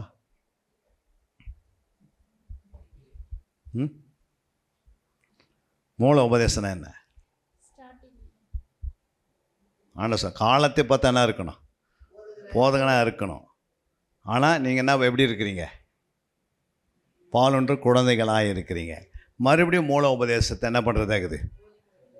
போதிக்க வேண்டியதாக இருக்குது. அப்படின்னா என்ன அர்த்தம்னா, அந்த குழந்தை, புரியுங்களா, அந்த குழந்தை தாய் வயிற்றில் பிறந்து 3 வருஷம் தாய்ப்பால் குடிச்சிட்டு 25 வயசாகிடுச்சு. எத்தனை வயசா? 20 வருஷம் ஆயிடுச்சின்னு வச்சுக்கோ. மறுபடியும் அம்மா எனக்கு பால் கொடுங்க. என்னது? அது கல்யாணம் ஆகி பிள்ளை பெற்று எடுக்கணும். இப்போ ஆனால் அந்த குழந்தை எப்படி இது? குழந்தை மாதிரியே பேசும் அம்மாக்கிட்ட. கல்யாணம்னா எதுக்குமா, நீ மட்டும் எனக்கு பால் கொடுத்துனே நான் குடிச்சுனே இருக்கிறேன். எப்படி? நீ மட்டும் எனக்கு என்ன பண்ணுங்க, உன் பாலை கொடுத்துனே நான் குடிச்சுனே இருக்கேன் அப்படின்னு 21 வயசில் கேட்கும். அப்படின்னா என்ன அர்த்தம்னா, ஸ்கூலுக்கு போன பிறகு அவங்க +2 முடிச்சுட்டுப்பாங்க. மறுபடியும் ஆன்னு எழுதி போட்டால் தான் அவங்க என்ன பண்ணுவோம், புரியுமா? +2 முடிச்சுட்டு மறுபடியும் அவங்கள உட்கார வச்சு 1 2 3 4 கற்றுக் கொடுத்தா எப்படி இருக்கும்? கிளாஸ் விட்டு எல்லாம் என்ன பண்ணுறாங்க, எல்லாமே வெளியே ஓட்டுருவாங்க. ஓடுவாங்களா? ஓட மாட்டாங்களா? ஏன் போவாங்க? ஏற்கனவே அந்த 1 2 ஆரம்பத்திலே மூல உபதேசத்தை கற்றுக்கினாங்க. கற்றுக்கினாங்க, காக்கா எல்லாம் படித்து கற்றுக்கினாங்க. அப்புறம் 1 2 கற்றுக்கினாங்க. அப்புறம் என்ன கற்றுக்கினாங்க? ஆனா யார், பீனா யார், எல்லாத்தையும் கற்றுக்கினாங்க. இப்போ மறுபடியும் ABCDன்னு எழுதி போடுறோம். மறுபடியும் ஆலாம் எழுதி போடுறோம். மறுபடியும் கா ngா அப்படின்னு எழுதி போட்டுக்கிறோம். மறுபடியும் 1ஆம் கிளாஸ் அந்த வாய்ப்பாடு எழுதி போடுறோம். அப்போ அவங்க என்ன பண்ணுவாங்க? கிளாஸில் என்ன உட்காருவாங்களா? உட்கார மாட்டாங்க. ஏன் உட்கார மாட்டாங்க? அவங்க என்ன ஆகிட்டாங்க, டீச்சிங் ஆஃப் பண்ணுற அளவுக்கு ஆகிட்டாங்க உலகத்தில். இப்போ சபையில் என்ன பண்ணுறது, மறுபடியும் இயேசு ரட்சிகர் அப்படின்னு நான் உனக்கு சொல்கிறேன்னா, நான் சொன்னதே இவர் சொல்லுகிறாரு. இது வந்து நான் 15 வருஷத்துக்கு முன்னாடி நான் ரட்சிக்கப்பட்ட அன்றைக்கி இதே வார்த்தை சொன்னவர் மறுபடியும் என்ன பண்ணுறாரு? இப்போ மறுபடியும் இயேசு ரட்சகர்னா, இயேசு ரட்சகர் தான் எல்லாருக்குமே தெரியும். ஏன்னா நான் 10 வருஷமாக உங்கள் வாயில் என்ன பண்ணிட்டுருக்கது கேட்டிருக்கிறேன், இயேசு ரட்சகர்னு. மறுபடியும் ரட்சகன் என்ன ஏற்றுன்னு எடுக்கிறது? சிறு கர்த்தர் உங்களை நேசிக்கிறான்றது. கர்த்தர் நம்மளை நேசிக்காத விட்டுறாரு. கர்த்தர் உன்னை ஆசீர்வதிப்பார்ன்றது டக்குன்னு என்னது? ஆசீர்வதிப்பார் இருப்பார் நம்முடைய ஆண்டவர் யார்? இது 10 வருஷத்துக்கு முன்னாடி கேட்டேன். அதே வசனத்தை அவங்கள என்ன பண்ணுறாரு அந்த மேய்ப்பர் சபைக்கு? அதே 1 2 எழுதி போட்டுனே இருக்கிறார் டெய்லி. சண்டே, ஒவ்வொரு சண்டேவும் கர்த்தர் உங்களை ஆசீர்வதிக்கிறது, கர்த்தர் உங்களை நேசிக்கிறாரு, கர்த்தர் நல்லவர் என்று சொல்கிறது. கர்த்தவர் அங்கே உங்களுக்கு என்ன பண்ணுறாரு? நீங்கள் போகிறதுக்கு முன்னாடியே கர்த்தர் நடு ரோட்டில் நின்று ஒன்று சாப்பாடு ரெடியாக வச்சுருக்கிறாரு. இல்லை சொல்கிறாங்களா இல்லையா? இது ஆரம்ப அந்த மூல உபதேசத்தை நம்ம விட்டுணுன்றாரு ஆண்டவர். என்னாட்டு அதெல்லாம் விட்டுடு, நீ காலத்து பார்த்தானே இருக்கணும், போதகனாக இருக்கணும். அப்போ ஆண்டவர் பார்க்குற சபையை காலத்து பார்த்தா போதகனாக இருக்க வேண்டிய எல்லாம் எப்படி உட்காந்துக்கிறாங்க? குழந்தையாக இருக்கனால கர்த்தர் என்ன பண்ணுறாரு? சபையை என்ன பண்ணுவார்? ஒரு ஸ்கூலில் காலத்து பார்த்த எல்லா பிள்ளைகளும் 15 வருஷம் 20 வருஷம் ஆகி எல்லாம் குழந்த மாதிரி இருந்தால் எப்படி இருக்கும் அந்த ஸ்கூலு? அடுத்த காலேஜுக்கு போக முடியுமா? நம்ம காலேஜுக்கு போக முடியுமா? ஏன்னா அந்த ஸ்கூலே எப்படி இருக்குது? குழந்தையாக இருக்கிறது. அது மாதிரி ஆலயத்தை பார்க்குறாரு. ஆலயத்தில் என்ன தெரியல ஜனங்களுக்கு?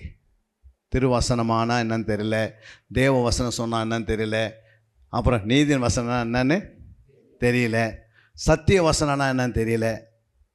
என்ன வசனம்? சத்திய வசனம். காலத்தை பார்த்தா என்ன இருக்கணும்? போதகராக இருக்கணும்.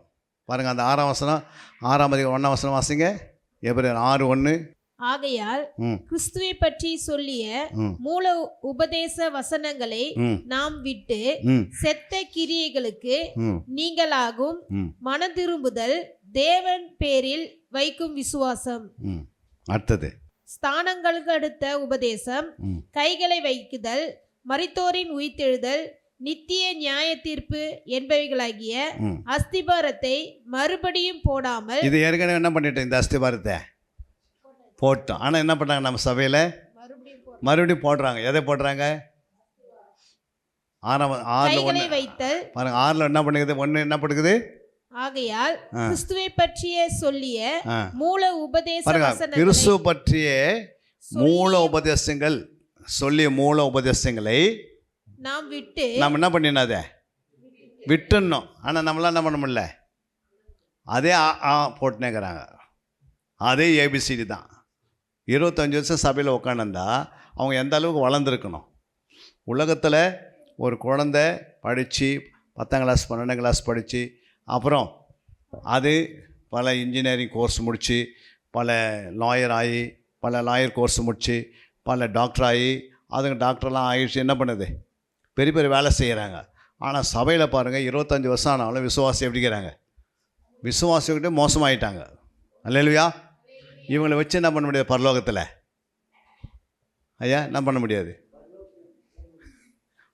பரலோகத்துக்கு போக முடியாது. புரியுதுங்களா? வெளியே வந்து கரெக்டாக இருக்குது அறிவு, வெளியே என்ன இருக்குது? வெளியே கரெக்டாக பண்ணுறாங்க. ஆனால் ஆலயத்துக்குள்ளே செய்ய வேண்டிய வேலையை என்ன பண்ணல, இன்னும் செய்யலை. அதனால் எழுப்புதல் வேணும் அப்படின்னா ஆண்டு என்ன பண்ணுவார்? எழுப்புதல் கொடுத்தனா பிரயோஜனம்? உனக்கு வேதத்தை நீ 1/2 மணி நேரம் வாசிக்க மாட்டேன்ற, 1 மணி நேரம் பைபிளை வாசிக்க மாட்டேன்ற, 1 மணி நேரம் ஆண்டவருக்காக என்ன பண்ணுவேன்? தியானம் பண்ணுறதில்ல, 1 மணி நேரம் ஆராய்ந்து பார்க்குறதில்ல, ஜெபம் பண்ணுறது 1 மணி நேரம் ஜெபிக்கிறதில்ல. அல்லேலூயா. எதுவுமே பண்ணாமல் சும்மா ஒன் டே சண்டே மட்டும் உட்காந்துட்டு என்ன பண்ணுறோம்? முடிஞ்ச வரைக்கும் நம்ம ஒரு பாடலோ 2 பாடலோ பாடிட்டு அப்புறம் ஒரு செய்தி கேட்டுட்டு அப்புறம் என்ன பண்ணுறோம்? கேட்ட செய்தியை மண்டே என்ன மெசேஜ்னு கேட்டால் என்ன பண்ண மாட்டேன்றாங்க? சண்டே கேட்ட மெசேஜு மண்டே கேட்டால் அது ஏங்க கேட்குறீங்க? வீட்டில் அவ்வளோ தொல்லை இருக்குது, எனக்கு அவ்வளோ வேலை இருக்குது, போன வாரம் மெசேஜ் இந்த வாரத்தில் மறந்துட்டாங்க. இப்படியே கேட்ட சபைக்கு மொத்தமே என்ன பண்ணுறாங்க? மேய்ப்பர், சில மேய்ப்பர்கள், எல்லா மேய்ப்பர்கள், சில மேய்ப்பர் என்ன பண்ணுறாங்க? என்னம்மா பண்ணுறாங்க? சபையை ஆலயத்தை என்ன பண்ணுறாங்கம்மா? ஃபுல்லாக நரகத்துக்கு ஆயத்தம் பண்ணுறாங்க. அல்லேலூயா. பதராக இருக்கிறாங்க சபை. எப்படி இருக்குது? பதர் எதுங்க யூஸ் ஆகுமா? பார்க்கறது எப்படி இருக்குது? பதறு பயிரில் போய் பாருங்கள், பதர் எப்படி இருக்குது? நெல் மாதிரியே இருக்கும். எப்படி இருக்குது? ஆனால் அதுக்குள்ளே என்ன இருக்காது? அரிசி இருக்காது. சபையில் அப்படியே முத்து மாதிரி நெல் மாதிரி இருக்கிறாங்க. ஆனால் பார்த்தா என்ன நசுக்குனா என்ன இல்லை? அது ஒன்றுமே இருக்காது. ஏன்னா அவங்களுக்குள்ள ஆத்மாவில் என்ன இல்லை? இயேசுவை தேறினவர்களாக இருக்கணும். எப்படி இருக்கணும்? எந்த மனுஷனை தேறினா நிறுத்துவதற்காக ஆண்டு என்ன பண்ண ஆயத்தப்படுத்தணும். எந்த மனுஷனையாவது நான் தேறினா என்ன பண்ணோம்? நிறுத்தணும். ஆனால் நிறுத்தலை. அப்போ எல்லாம் அப்படி பார்த்தோன்னா 25 வருஷம் வீட்டுக்கு பின்னாடி ஒரு கூட்டம் வருது. அப்புறம் அந்த கூட்டத்தை சேர்த்துக்கிறாங்க. அப்படி இந்த கூட்டம் சேர்த்து சபை தான் அந்த சபையில் இருக்கிற விசுவாசி வளர்றதை தவிர, ஆனால் விசுவாசத்துக்குள்ளே என்ன வளரல, சீசத்துவம் வளரல, ஜெபிக்கிற ஜாமக்காரர்கள் வரலை, உள்ள யுத்த வீரனாக போஸ்ட் சேவகனாக வளரல, நல்ல ஒரு தலைவராக உருவாக்கப்படலை. சபையில் 25 வருஷம் அவங்க உக்காந்துக்கிறாங்க. என்னதான் செய்யுதுன்னு கேட்டால் என்ன பண்ணல, நம்ம கர்த்தருக்காக வயிறாக்கமே நிற்க முடியல. அல்லேலூயா. 1 மணி நேரம் வாங்க சுவிசேஷ அறிவித்து கூப்பிட்டு பாருங்கள். இன்றைக்கி மத்தியானம் 1 மணி நேரம் சபையில் இருக்கிற அத்தனை சுவிசேஷ அறிவிக்கணும் போகலான்னா பாஸ்டர் ஐயா தான் ஒருத்தர் தான் நிற்கிறாரு. வேறு எல்லாம் எங்கே இருக்கிறாங்க? 1000 வேலை இருக்குது எனக்கு. எத்தனை வேலை? அப்போ இயேசு நமக்காக சிலுவைக்கு போய் ரத்தத்தை சிந்தி 6 மணி நேரம் சிலுவையில் தொங்கி, புரியுங்களா, 2 3 ஆணியினால் அடிக்கப்பட்டு, தலையில் முள்முடி வைத்து, விலாயில் குத்தப்பட்டு, முதுகில் 39 அடி வாங்கி பல மணி நேரம் என்ன பண்ணியிருக்கிறாரு, சிலுவையை சுமந்து கொண்டு போகக்கூடிய பலனே இல்லாமல் சுமக்க சொல்லி அப்படி வைராக்கியத்தோடு அவங்க அடித்து அவரை பாவம் அவ்வளோ கஷ்டமாக கொண்டு வந்து சிலுவை கொண்டு வந்து நிறுத்தினா, அதே அந்த பாடுகளையும் நம்மளால் என்ன பண்ணல, பாடுகள் சுமக்க தேவையில்லை, பாடுகளை அறிஞ்சு வச்சுக்கணும்ல. அவர் எப்படி பாடுபட்டார் அதை அறியணும்ல, எப்படி துன்பப்பட்டார், நம்மளை துன்பப்பட தேவையில்லை, ஆனால் அவர் துன்பத்தை எப்படின்னு அறிஞ்சு வச்சுருக்கணும்ல. அவர் எப்படி வேதனைப்பட்டார், எப்படி உபத்திரப்பட்டார், அந்த உபத்திரத்தை என்ன பண்ணல நம்ம அறியலையே. நீ உபத்திரப்படுன்னு சொல்ல, ஆனால் நீ உபத்திரப்பட்டதாவது கொஞ்சம் உணர்ந்து நம்ம அறிஞ்சு வச்சுருக்கனால பைபிளில் நம்ம காலத்தை பார்த்தா எப்படி இருக்கணும். அப்போது ஆண்டவர் சொல்கிறார் 6:1 நீங்கள் அந்த மூல உபதேசத்தை என்ன பண்ண சொல்கிறாரு,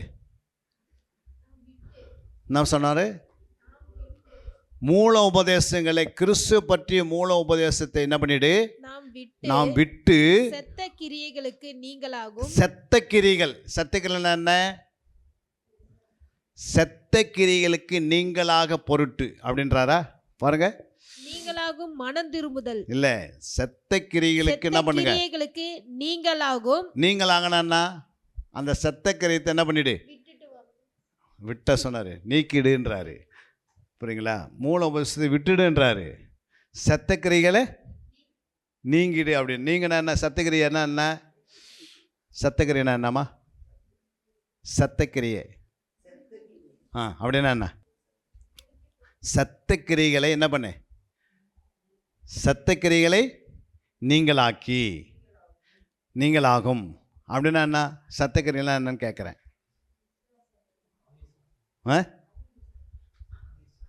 அவிசுவாசமா நம்ம பாருங்கள், அங்கே என்ன போட்டு சத்துக்கறின்றது என்ன வாசிங்க. அதுக்கு பிறகு பாருங்க, மனம் திரும்புதல். தேவன் பேரில் இல்லைம்மா, ஃபஸ்ட்டு மனம் திரும்புதல். அது என்னது, மனம் திரும்புதல். அது என்னாச்சு, சத்தக்கிரியை. என்ன கிரியை, செத்தக்கிரியை. மனம் திரும்பிட்டேன், மறுபடியும் மனம் திரும்பிட்டேன். மனம் 25 வருஷம் அதே சொல்லு. இப்போ எப்போ பார்த்தாலும் நான் மனம் திரும்பிட்டேன்றது என்ன அர்த்தம், அதான் ஆல்ரெடி விழுந்து செத்துக்கு எடுக்குது. அதுலேருந்து என்ன பண்ணிட்டேன், வேறு இடத்துக்கு ஸ்டேஜுக்கு வந்துட்டேன், திரும்ப அதே மனம் திரும்புதல்னு சொல்கிறது. அதுதான் சத்தக்கிரிகள் ஆகி அப்படின்றாரு. அடுத்தது தேவன் பேரில் வைக்கும் விசுவாசம். பாருங்க, இதே சொல்கிறது, நான் தேவன் மேலே விசுவாசமாக இருக்கிறேன். எப்போ பார்த்தாலும் நான் விசுவாசமாக இருக்கிறேங்க, எனக்கு தெரியும் விசுவாசமாக இருக்கிறேங்க, தெரியுங்க எனக்கு விசுவாசமாக தான் நான் இருக்கிறேன், உனக்கு தெரியாதா? இதையே எத்தனை முறை சொல்லுங்கிறது, 10 வருஷமாக சொல்லுங்கிறாங்க. இது உனக்கு ஆல்ரெடி விழுந்து என்ன பண்ணியாச்சு, கோதுமணியானது நிலத்திலிருந்து சாகாவிட்டார். அப்போ இதெல்லாம் செத்து போயிடுச்சு. இதெல்லாம் கோதுமணியானது நமக்குள்ளே வந்து என்ன பண்ணிச்சு, இது செத்து போயிடுச்சு. புரியுதுங்களா? இது அஸ்திபாரம் போட்டாச்சுல்ல, போட்டிங்களா இல்லையா? நம்ம அஸ்திபாரத்தை போட்டுக்கிறீங்களா இல்லையா? திரும்ப மறுபடியும் அஸ்திபாரத்தை போய் நோண்டி பார்த்துனுக்குதா, அப்படி தான் சொல்கிறாரு. இந்த அஸ்திபாரத்தை என்ன பண்ணுங்க, இது வந்து ஆல்ரெடி போட்டாச்சு, அஸ்திபாரமாக போட்டிருக்கு. அதுதான் சத்தக்கிரைன்றார். சத்தக்கிரைகளுக்கு நீங்கள் ஆகின, இது மறுபடியும் சொல்லாத, மனம் திரும்பன்னு சொல்லாத. அப்புறம் தேவன் பேரில் வைக்கும் விசுவாசம், அந்த விசுவாசம் இதே சொல்லி நிற்காத, தேவன் பேரில் வைக்கும் விசுவாசம் சொல்லாத.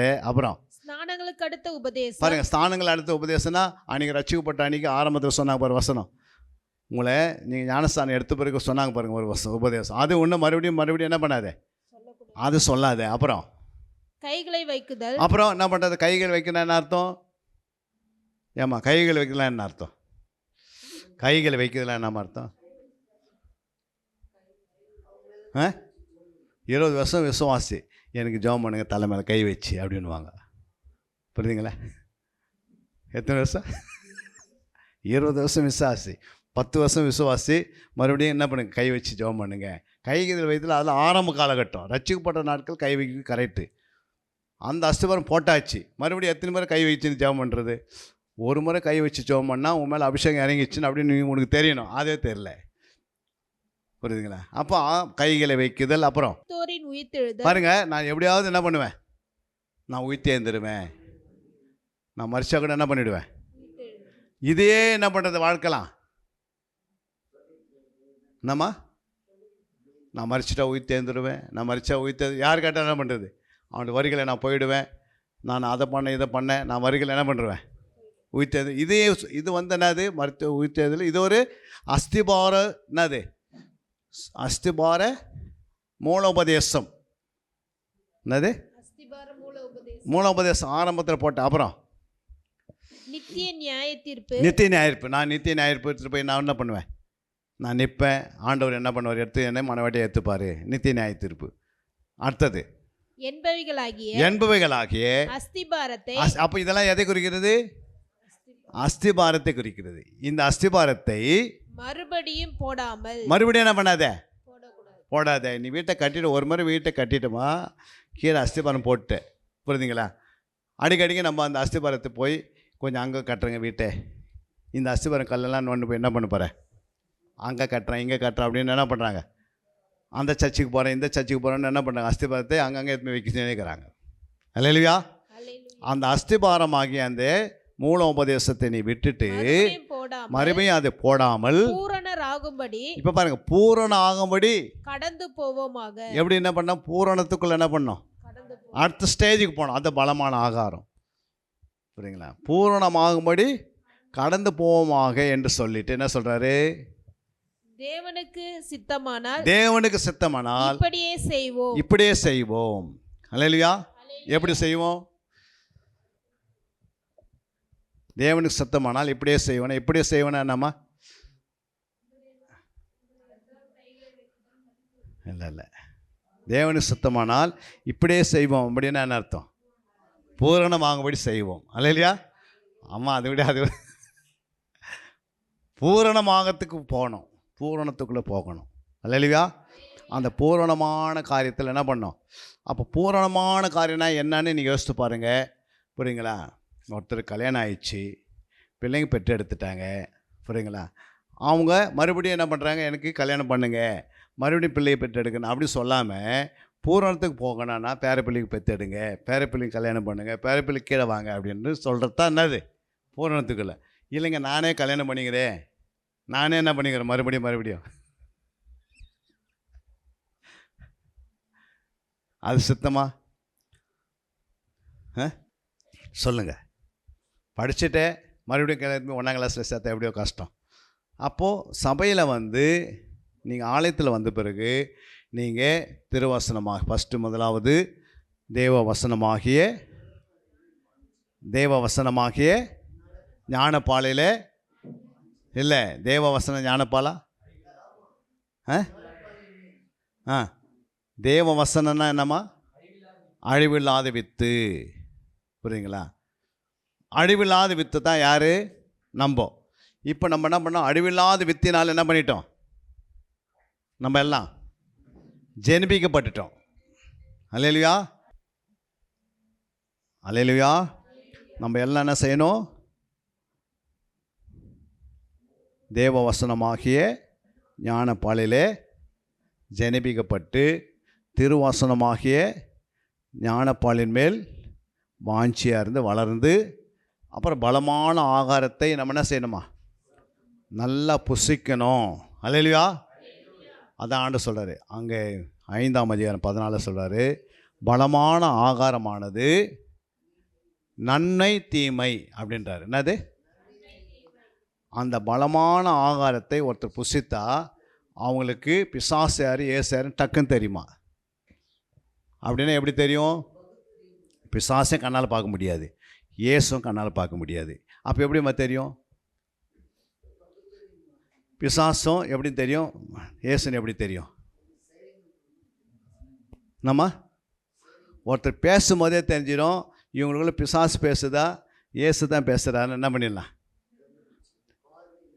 கண்டுபிடிச்சிடலாம். இல்லை, கரெக்டாக ஆவியான உணர்த்திடுவார் உனக்கு இவங்களுக்குள்ள யார் இருக்கிறாங்கன்னு. புரியுதுங்களா? அப்போ நம்ம பேச்சிலே கண்டுபிடிச்சிடலாம். ஏன் அப்படின்னா, பக்கத்து வீட்டில் ரசம் செய்கிறாங்கன்னா உங்களுக்கு ரசனை எப்படி தெரியும்? நம்ம வாசனை. நீங்கள் உங்களுக்கு எப்படி தெரியும் ரசனை? ஐயா நீங்கள் சொல்லுங்கள். பக்கத்து வீட்டில் ரசம் செய்தால் எப்படி உங்களுக்கு ரசம் தெரிஞ்சுது? ஆமாம். இப்போ வெள்ளைக்காரன் எட்டுன்னு வந்து விட்டுட்டு பக்கத்து வீட்டில் ரசம் செய்கிறாங்க அப்படின்னு சொல்லிட்டு அவருக்கு அந்த வாசனை வருது. அவர் என்ன சொல்லுவார்? தெரியாதுன்னுவார். ஏன்னா அதில் என்ன இல்லை, அவருக்கு அனுபவம் இல்லை. அது மாதிரி வேதத்தில் உனக்கு அனுபவம் இருந்தால் தான் பிசாசு பேச்சியை ஆண்டோட பேச்சுன்னு கண்டுபிடிச்சிட முடியும். உனக்கு அனுபவம் இல்லைன்னா உன்னை ரூட்டை திருப்பி விட்டுட்டு உனக்கு வர நன்மை கரெக்டாக வந்திருக்கும்.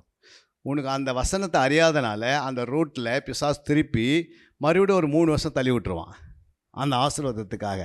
அப்படியே ஆசீர்வாதம் தள்ளி தள்ளி தள்ளி போய் அப்புறம் 70வது வயசில் போய் அந்த ஆசீர்வாதம் வரும். அன்றைக்கி வந்து என்ன பிரயோஜனம், பல்லுலாம் கொட்டியிருக்கும். அதாவது நேரத்தில் ஆண்டவர் சொல்கிறாரு, நீர்க்கால்கள் ஓரமாய் நடப்பட்டவர்கள். அப்போ தன் காலத்தில் அவங்க என்ன பண்ணிவிடுவாங்க?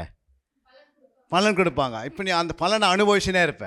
உனக்கு வைக்கிற அனுபவத்தை உனக்கு ஆண்டவர் என்னென்ன வச்சாரோ கரெக்டாக திருமணமாகும், கரெக்டாக ஆண்டவர் உன்னை சபையில் மூப்பராக்குவார், கரெக்டாக உடன் ஊழியக்காராக்குவார், கரெக்டாக உன்னை மேய்ப்பன் ஆக்கிடுவார், கரெக்டாக உன்னை தீர்க்கதரிசியாக மாற்றிடுவார். நிறையா கையில் பணம் பொருள் தேவைகள் எல்லாம் கத்தனை பண்ணுவார். அதாவது நேரத்தை கொடுத்துனே இருப்பார். ஒன்றுமே தடையாகவே இருக்காது. ஏன் அப்படின்னா உனக்குள்ளே நன்மை தீமை என்னதுன்ற என்ன பண்ணிச்சு? அந்த பலமான ஆகாரத்தை பழக்கத்தில் வந்துருச்சு. பயிற்சியில் நீ என்ன பண்ணிட்ட? பயிற்சி எடுத்ததுனால அவர் என்ன சொல்கிறாரு? அங்கே என்ன சொல்லப்பட்டிருக்குது? அந்த பலமான ஆகாரமானது நன்மை தீமை என்னதென்று பயிற்சினால் பகுத்தறியத்தக்கதாக. அப்போ பலமான ஆகாரத்தை புசிக்கணும்னா என்ன செய்யணுமா? என்ன பாருங்க, மறுபடியும் வாசிங்க. பலமான ஆகாரமானது நன்மை தீமை இன்னதென்று பயிற்சியினால் பகுத்தறியத்தக்கதாக. பயிற்சி, அப்புறம் பலமான ஆகாரமானது சொல்லுங்க. நன்மை தீமை இன்னதென்று. நன்மை தீமை இன்னதென்று பயிற்சியினால். ஒன்று பயிற்சி, பகுத்தறியத்தக்கதாக. இரண்டாவது பகுத்தறிவு தக்கதாக முயற்சி செய்யும். மூணாவது முயற்சி ஞானந்தர்களுடைய பூரண வயதுள்ளவர்களுக்கே தகும். அப்படின்னா என்ன அர்த்தம்னா, இந்த பலமான ஆகாரம் உனக்குள்ள வர வர வர வர என்ன செய்வேன்? உனக்குள்ளே உள்ள வருதில்ல இந்த பலமான ஆகாரம். அது எப்படி வருதுன்னா அதுக்கு ஒரு பயிற்சி வேணும் அதை புசிப்பதற்கு. அல்லேலூயா. ரெண்டாவது முயற்சி வேணும். என்ன வேணும்? முயற்சி. மூன்றாவது என்ன வேணும்? பகுத்தறிவு. நான்காவது என்ன வேணும்? சொல்லுங்கம்மா. பூரண வயதுள்ளக்கு, பூரண வயது உள்ளாராகிய ஞானேந்திரியங்களுக்கு உடையதாகும். அல்லேலூயா. அப்படின்னா என்ன அர்த்தம்னா, உனக்கு சர்ச்சைக்கு வந்து 3 வருஷம் இருப்பேன். எத்தனை வருஷம்? 3லேருந்து ஒரு 5 வருஷம் 7 வருஷம் இருப்பீங்க. ஆனால் எப்படின்னா ஒரு 80 வயசு பேசுகிற மாதிரி பேசுவீங்க. எப்படி பேசுவீங்க? அந்த அளவுக்கு உங்களுக்கு என்ன இருக்குது? மெச்சூரிட்டி இருக்கும். அதான் ஞானேந்திரனுடைய பூரண வயதுள்ளே தகும். அப்படின்னா நீ அந்த அளவுக்கு அவ்வளோ வசனத்தில் பயிற்சி எடுக்க எடுக்க எடுக்க எடுக்க 80 வயசு ஒரு ஆவிக்குரிய சாமுவேல் பேசுகிற மாதிரி, எலியா பேசுகிற மாதிரி, ஆண்டவருக்கு அப்படியே மோசே பேசுகிற மாதிரி பேசுவீங்க. ஏன் அப்படின்னா உனக்கு அவ்வளோ ட்ரைனிங் பயிற்சி ஆகிட்டு. நீ எடுத்துக்கிற பயிற்சி ஒரு 7-8 வருஷத்துலேயோ சகல நன்மை உன்னை தேடி வர ஆரம்பிச்சிடும். உன்னை ஸ்டாண்டர்டாக வச்சிடறான். அந்த பக்கம் இந்த நாட்டில் உன்னை எப்படி வச்சுருப்பாரு? உன் மேலே ஆண்டவனை கண்ணை வச்சிக்கின்னு உன்னை எங்கெங்கெல்லாம் கொண்டு போகணும் அவர் தீர்மானம் எடுத்துடுறாரு. ஆனால் உங்கள்கிட்ட ஒன்றுமே இல்லை அப்படின்னா, சரக்கு ஒன்றுமே இல்லைன்னா என்ன பண்ணுவார்? அந்த ஊர்லேயே நீ என்ன பண்ண முடியாது? எப்போ பிசாசனை தூக்கணுன்னு பிசாசுக்கு அடிமையாக்கி விட்டுருவான். சாத்தான உடனே தந்திரம் பண்ணி எடுத்துருவான். புரியுங்களா? ஆண்டவருக்கு வளர்ச்சி இல்லாத எந்த மனுஷனையும் கர்த்தர் எடுத்து பயன்படுத்த மாட்டார். அல்லேலூயா. வளர்ச்சி என்பது நம்ம கையில் கொடுத்துட்டாரு. ஏன் கொடுத்துட்டாரு? எதையுமே டைரெக்டாக ஆண்டவனா பண்ணுறதில்ல. பழைய ஏற்பாட்டில் எல்லாத்தையும் டைரெக்டாக செய்ய வச்சார். அல்லேலூயா. ஆனால் புதிய ஏற்பாட்டில் உங்கள் கையில் வேதம் கையில் வந்தாச்சு. இப்போ நீ தான் உட்காரணும். ஆவியானவர் கொடுத்துட்டாரு. சிலுவையில் இயேசு ரத்தத்தை சிந்திட்டாரு, ஆலயத்தை கொடுத்துட்டாரு, மேய்ப்பனை கொடுத்துட்டாரு. இப்போ நீ வளராதந்தா யாருக்கு பிரயோஜனம்? பிசாசுக்கு. நீ வளர்ந்தா ஆண்டவருக்கு பிரயோஜனமாக மாறுது. வளர்ச்சி உங்கள்கிட்ட கொடுத்துட்டாரு. நீ பைபிள் படிக்கிறியோ நீ படிக்கலையோ அதெல்லாம் ஆண்டு கவனிக்க மாட்டார். ஜட்ஜ்மெண்ட்டில் நியாயத்தீர்ப்பு நிற்க வச்சு உடனே நியாயத்தீர்த்துருவார். அல்லேலூயா. உனக்கு ஆலயத்தை கொடுத்தாரு, ரட்சிப்புக்காக உனக்கு ரத்தம் சிந்திட்டாரு. நீ அந்த விலையேறப்பட்ட ரத்தத்தில் கழுவப்பட்டவங்க நீ மெயின்டைன் பண்ணின்னு நீ உன்னை வளர்ச்சிகளை நீ தான் உருவாக்கணும். உனக்கு உதவி செய்யறதுக்கு யாருக்கிறது? ஆவியான உனக்கு பைபிள் எடுன்னுவார். ஃபோனை என்ன பண்ணுங்க ஆஃப் பண்ணுன்னுவார். நீங்கள் ஆஃப் பண்ணல அப்படின்னா என்ன பண்ண மாட்டார் ஆவியானவர்? என்ன பண்ண மாட்டார் ஆவியானவர்? நீங்கள் ஃபோனை ஆஃப் பண்ணல என்ன பண்ணுவார் ஆவியானவர்? சொல்லுங்கள். ஃபோனை நீங்கள் ஆஃப் பண்ணலன்னா ஆவி என்ன செய்யணும் தெரியுங்களா? உனக்கு உதவி செய்ய மாட்டார், அவர் அமைதியாகிடுவார். என்ன செய்வார்? அவர் அமைதியாகிடுவார். நீங்கள் அந்த சத்தியத்தை விட்டதுனால மறுபடியும் ஆவியான எழும்பணுன்னா புரியுதுங்களா? அவர் கீழ்ப்படியணும். அப்போது ஆவியானவர் சொல்கிற மாதிரி ஒன்று சின்ன சின்ன காரியங்கள் நம்ம கீழ்ப்படிஞ்சுனே வந்தோம்னா இந்த ஆவியானவர் நமக்கு முழுமையாக ஒத்துழைப்பார். புரியுங்களா? எப்படி ஒரு கணவன் மனைவி சொல்கிறாங்க நீ ஒரு கிளாஸ் தண்ணி எடுத்துணுமா அப்படின்றாங்க. புரியுங்களா? ஒரு 2 முறை சொல்கிறாங்க கணவர், மனைவி என்ன பண்ணல, செய்யலை. அவர் என்ன பண்ணுவார்? 3வது முறை கணவன் என்ன பண்ண அவரே எழுந்து தண்ணி குடிச்சிட்டு போயிடுவார். போகிற பண்ண விட்டார். அது பிறகு மனைவிக்கு கணவனுக்கு என்ன இருக்குது? ஒரு கனெக்ட் கட் ஆகிடுது.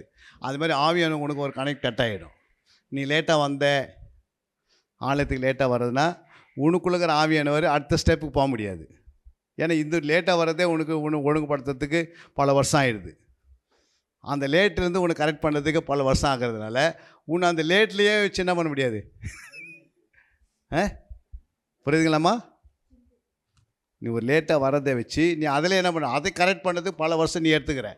அப்போ ஆவியான என்ன பண்ணி இந்த ஒரு காரியத்துலேயே உன்னால் என்ன பண்ண முடியாது, அடுத்த ஸ்டெப் கொண்டு போக முடியாது. அப்போ சின்ன சின்ன காரியம் பரிசுத்தம் உண்டாகுது. ஒரு லேட்லேருந்து நீ கரெக்ட் டைம் வந்துடுறனா அது பரிசுத்தம் உண்டாகுது. ஒரு பைபிள் கையில் கரெக்டாக எடுத்துன்னு உட்காரனா அது ஒரு பரிசுத்தம் உண்டாகுது. நீ ஒரு நோட்ஸு கொண்டு வரனா அது 3வது பரிசுத்தம் உண்டாகுது. நீ எழுதுறனா பரிசுத்தம் உண்டாகுது. நீ அந்த நேரத்துக்கு ஃபோனை நீ என்ன பண்ணியிருக்கணும்? நீ ஆட்டோமேட்டிக் சைலண்டில் வச்சுட்டுனா ஆவியான உன் கூட இருக்கிறான்னு அர்த்தம். அல்லேலூயா. அப்போது ஒவ்வொரு காரியத்தில் நம்ம என்ன பண்ணுறோம்? சொல்கிற வசனத்தை டக்குன்னு அதை கேட்ச் பண்ணி பைபிளில் போய் எழுதி பார்த்து படிக்கிறேன்னா அதுக்கு ஒரு என்ன பண்ணுறாரு ஆண்டவர்?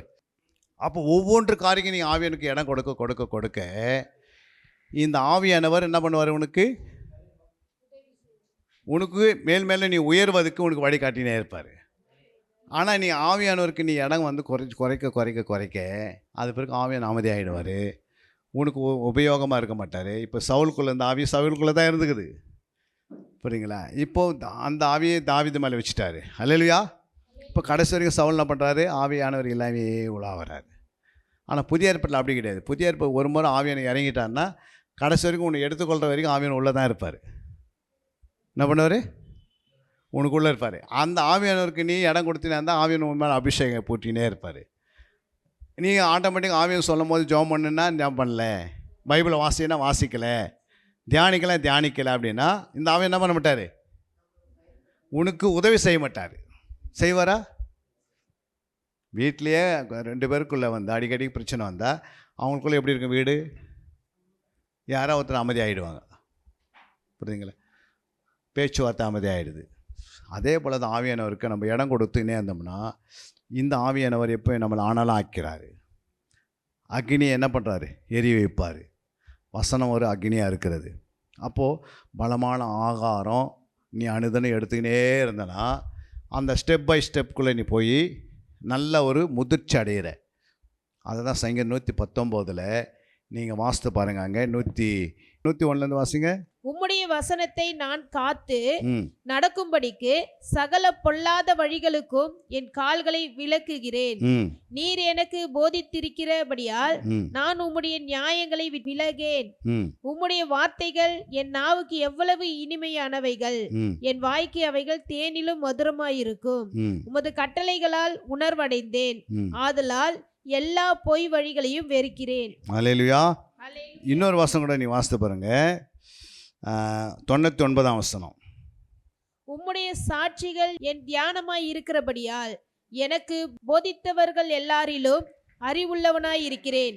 எனக்கு போதித்தவர்கள், அல்லேலூயா, எனக்கு அவருக்கு யாரெல்லாம் போதித்தாலும் அதை காட்டி இவர் அறிவுள்ளலாம் ஆகிட்டாரா.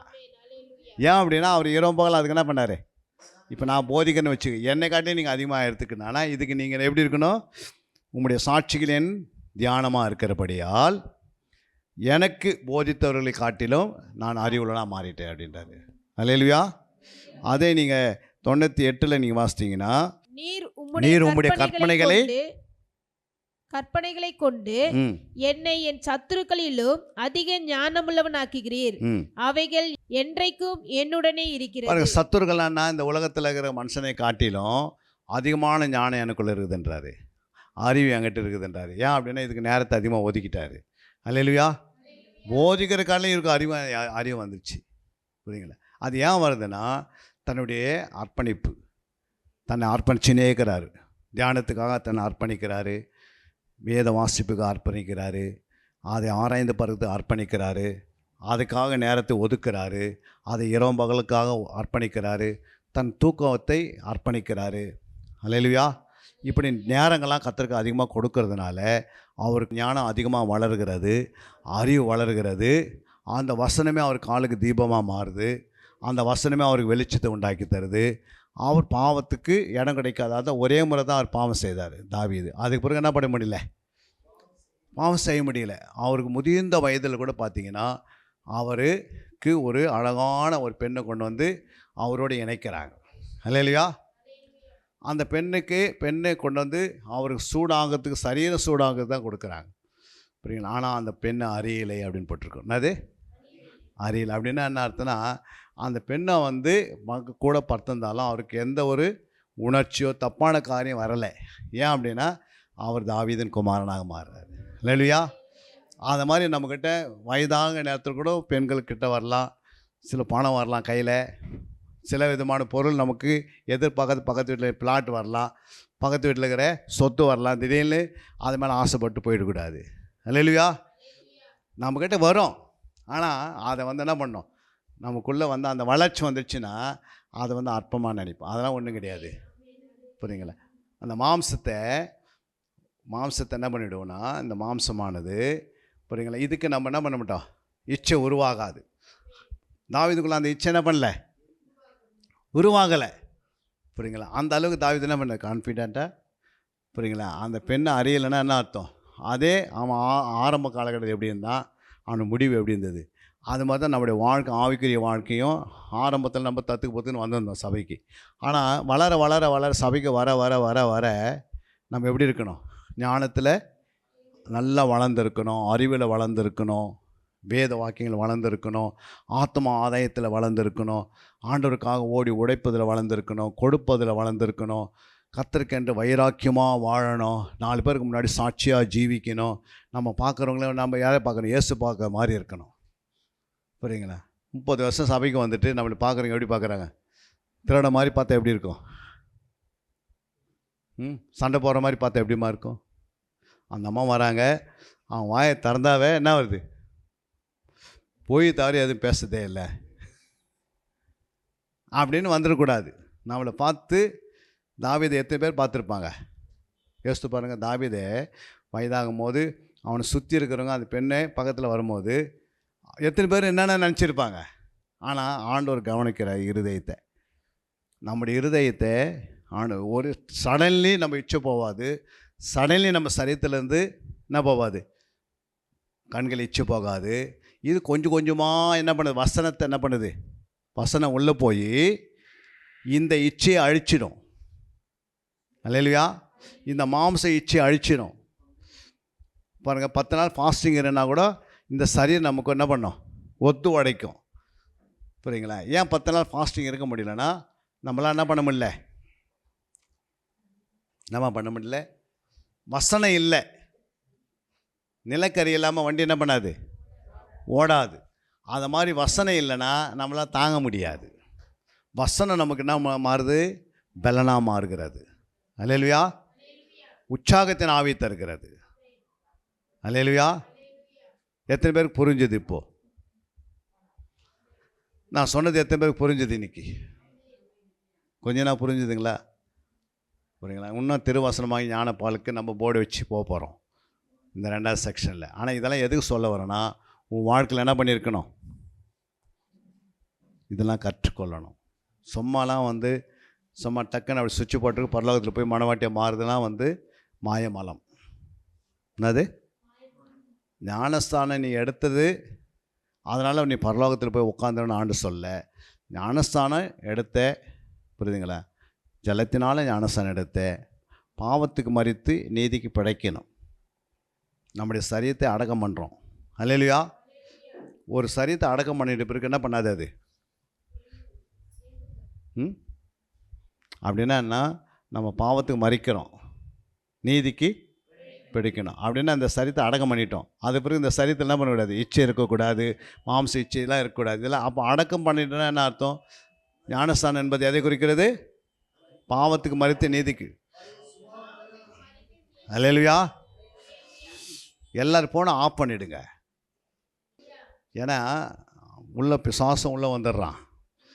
பிசாசுக்கும் இடம் கொடுத்துட்றோம், ஆண்டவருக்கும் இடம் கொடுத்துட்றோம். அல்லேலூயா. தெய்வ பயம் நமக்குள்ளே வளரணும். அல்லேலூயா. அப்போ ஆண்டவர் காட்டிலும் அதிகமாக அந்த ஃபோனுக்கு இடம் கொடுக்கறதுனால ஃபோனை என்ன பண்ணிவிடும், தொலைஞ்சிடும். சீக்கிரமாக தொலையத்துக்கு சான்ஸு உங்ககிட்ட இருக்குது. அல்லேலூயா. ஏன்னா ஆண்டவர் பேசும்போது என்ன பண்ணக்கூடாது, வேறு யாரும் பேசின ஆண்டவருக்கு பிடிக்குமா? அவர் ஒரு முறை சொல்லுவார், 2வது முறை என்ன பண்ண மாட்டார், சொல்ல மாட்டார். அதுக்கு பிறகு என்ன சிரிச்சிப்பார். அந்த சிரிச்சிப்பை நாமளே வாங்கி கட்டின்னு போயிடக்கூடாது. அல்லேலூயா. நிறைய பேர் சபைக்கு வருவாங்க, சிரிச்சிப்பை வாங்கின்னு போடுறாங்க. அப்புறம் சிரிச்சிப்புனா என்ன, உங்களுக்கு உன் சரீரத்தில் கொஞ்சம் அடிப்படுதுன்னா சிரிச்சிப்பு ஸ்டார்டிங் அர்த்தம்.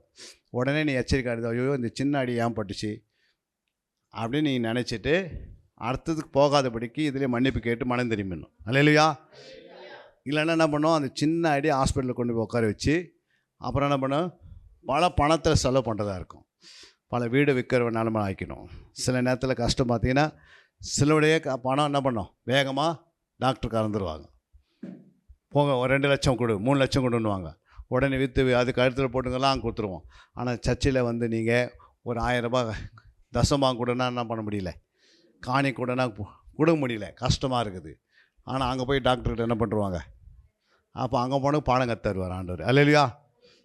இப்படி தான் ஆண்டவர் சொல்லுது, நீ கத்தர் கொடுக்குறது குறைச்சிட்டுனா இப்படி ஆண்டவர் வழி காட்டுவார். போயிட்டு அங்கே போய் பார்த்துட்டு வா அப்படின்வார். அதனால் எவ்வளோ மிச்சம் பண்ணாலும் கத்தர் கையிலேருந்து பிடிக்கிடுவார். அல்லேலூயா. ஆண்டவருக்கு ஒரு நிறைய வழிகள் இருக்கிறது.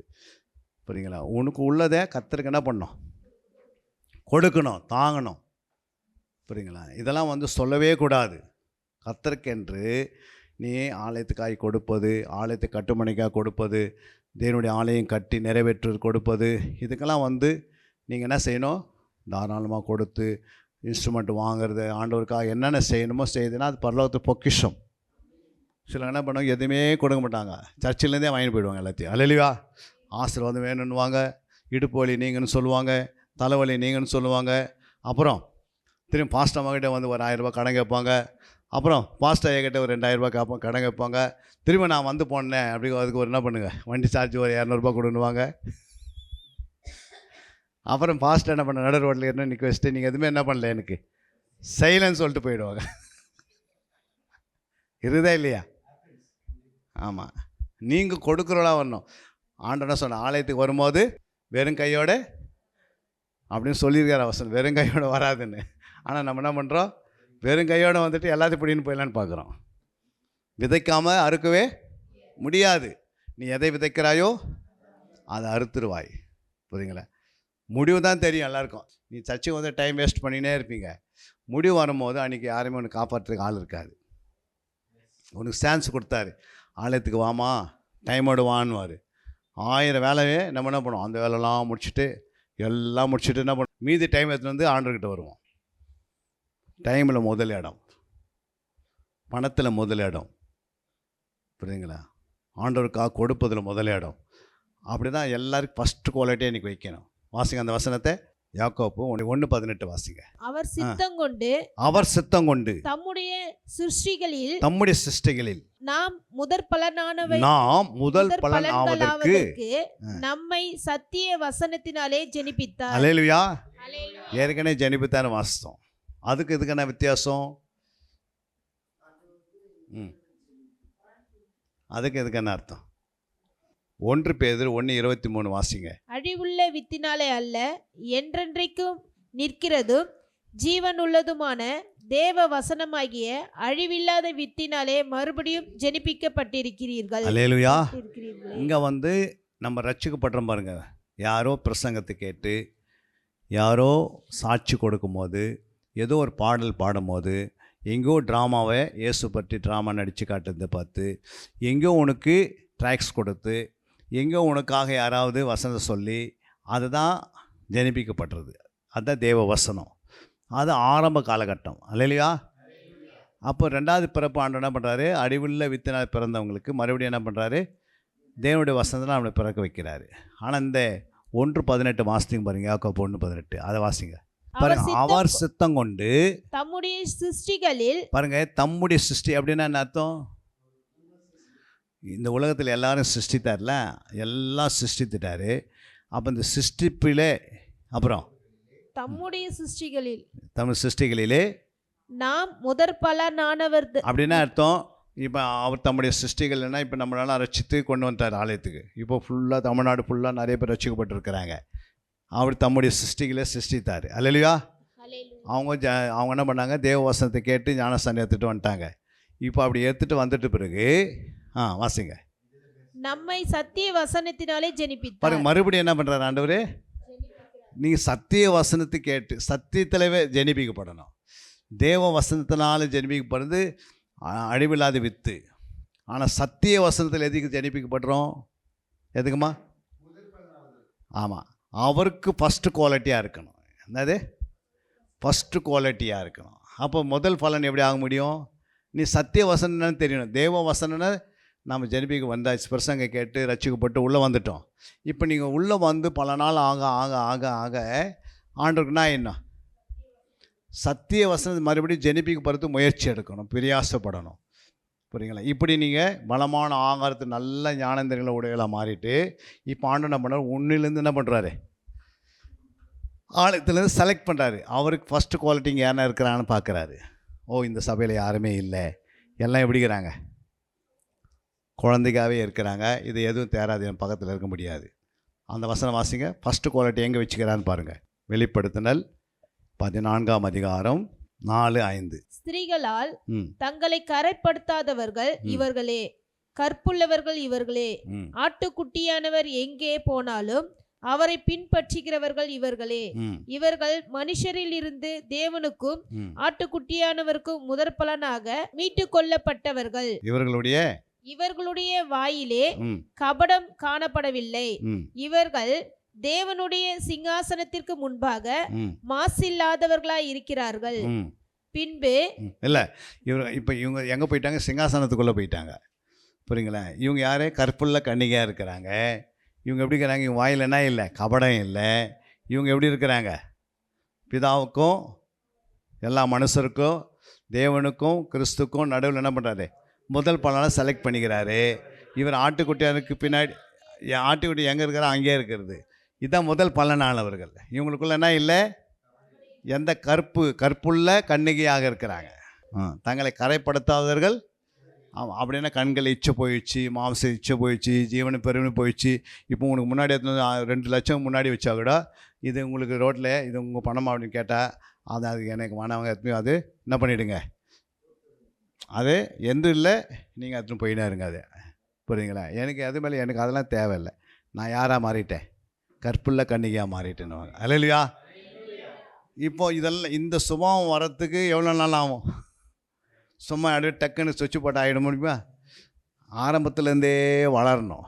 அப்போ ஆண்டவர் முதல் குவாலிட்டி தேடுறாரு. அப்போ ஃபஸ்ட்டு குவாலிட்டி யாராக இருப்பீங்க இங்கே இருக்கிறவங்க? யாராவது ஒருத்தர் கை தூக்கி காட்டுப்பாங்களா, நான் அந்த குவாலிட்டிக்கு வந்துட்டேன்? முடியுமா? இதுக்கு என்ன இருக்கணும்? பயிற்சி இருக்கணும், முயற்சி இருக்கணும், பழக்கம் இருக்கணும், பகுத்தறிவு இருக்கணும். அல்லேலூயா. அதுக்கு பிறகு முதல் பலனில் நீங்கள் இடம் பிடிக்கணும். அப்போ அந்த இயேசு கிறிஸ்து எங்கே போனாலும் கூடவே, புரியுங்களா? அப்போ இயேசு கிறிஸ்துவே கூடவே இருக்குங்க. எப்படி இருக்கிறாங்க பாருங்கள். அதே 19ஆம் அதிகாரத்தில் வெளிப்படுத்தல 19க்கு வாங்க. 19 14 என்ன சொல்லுது? பரலோகத்தில் உள்ள சேனைகள் வெண்மையும் சுத்தமான மெல்லிய வஸ்திரம் தரித்தவர்களாய் வெள்ளை குதிரைகள் மேல் ஏறி அவர்களுக்கு பின் சென்றார்கள். பாருங்க, பரலோகத்தில் ஒரு கூட்டம் இருக்குது.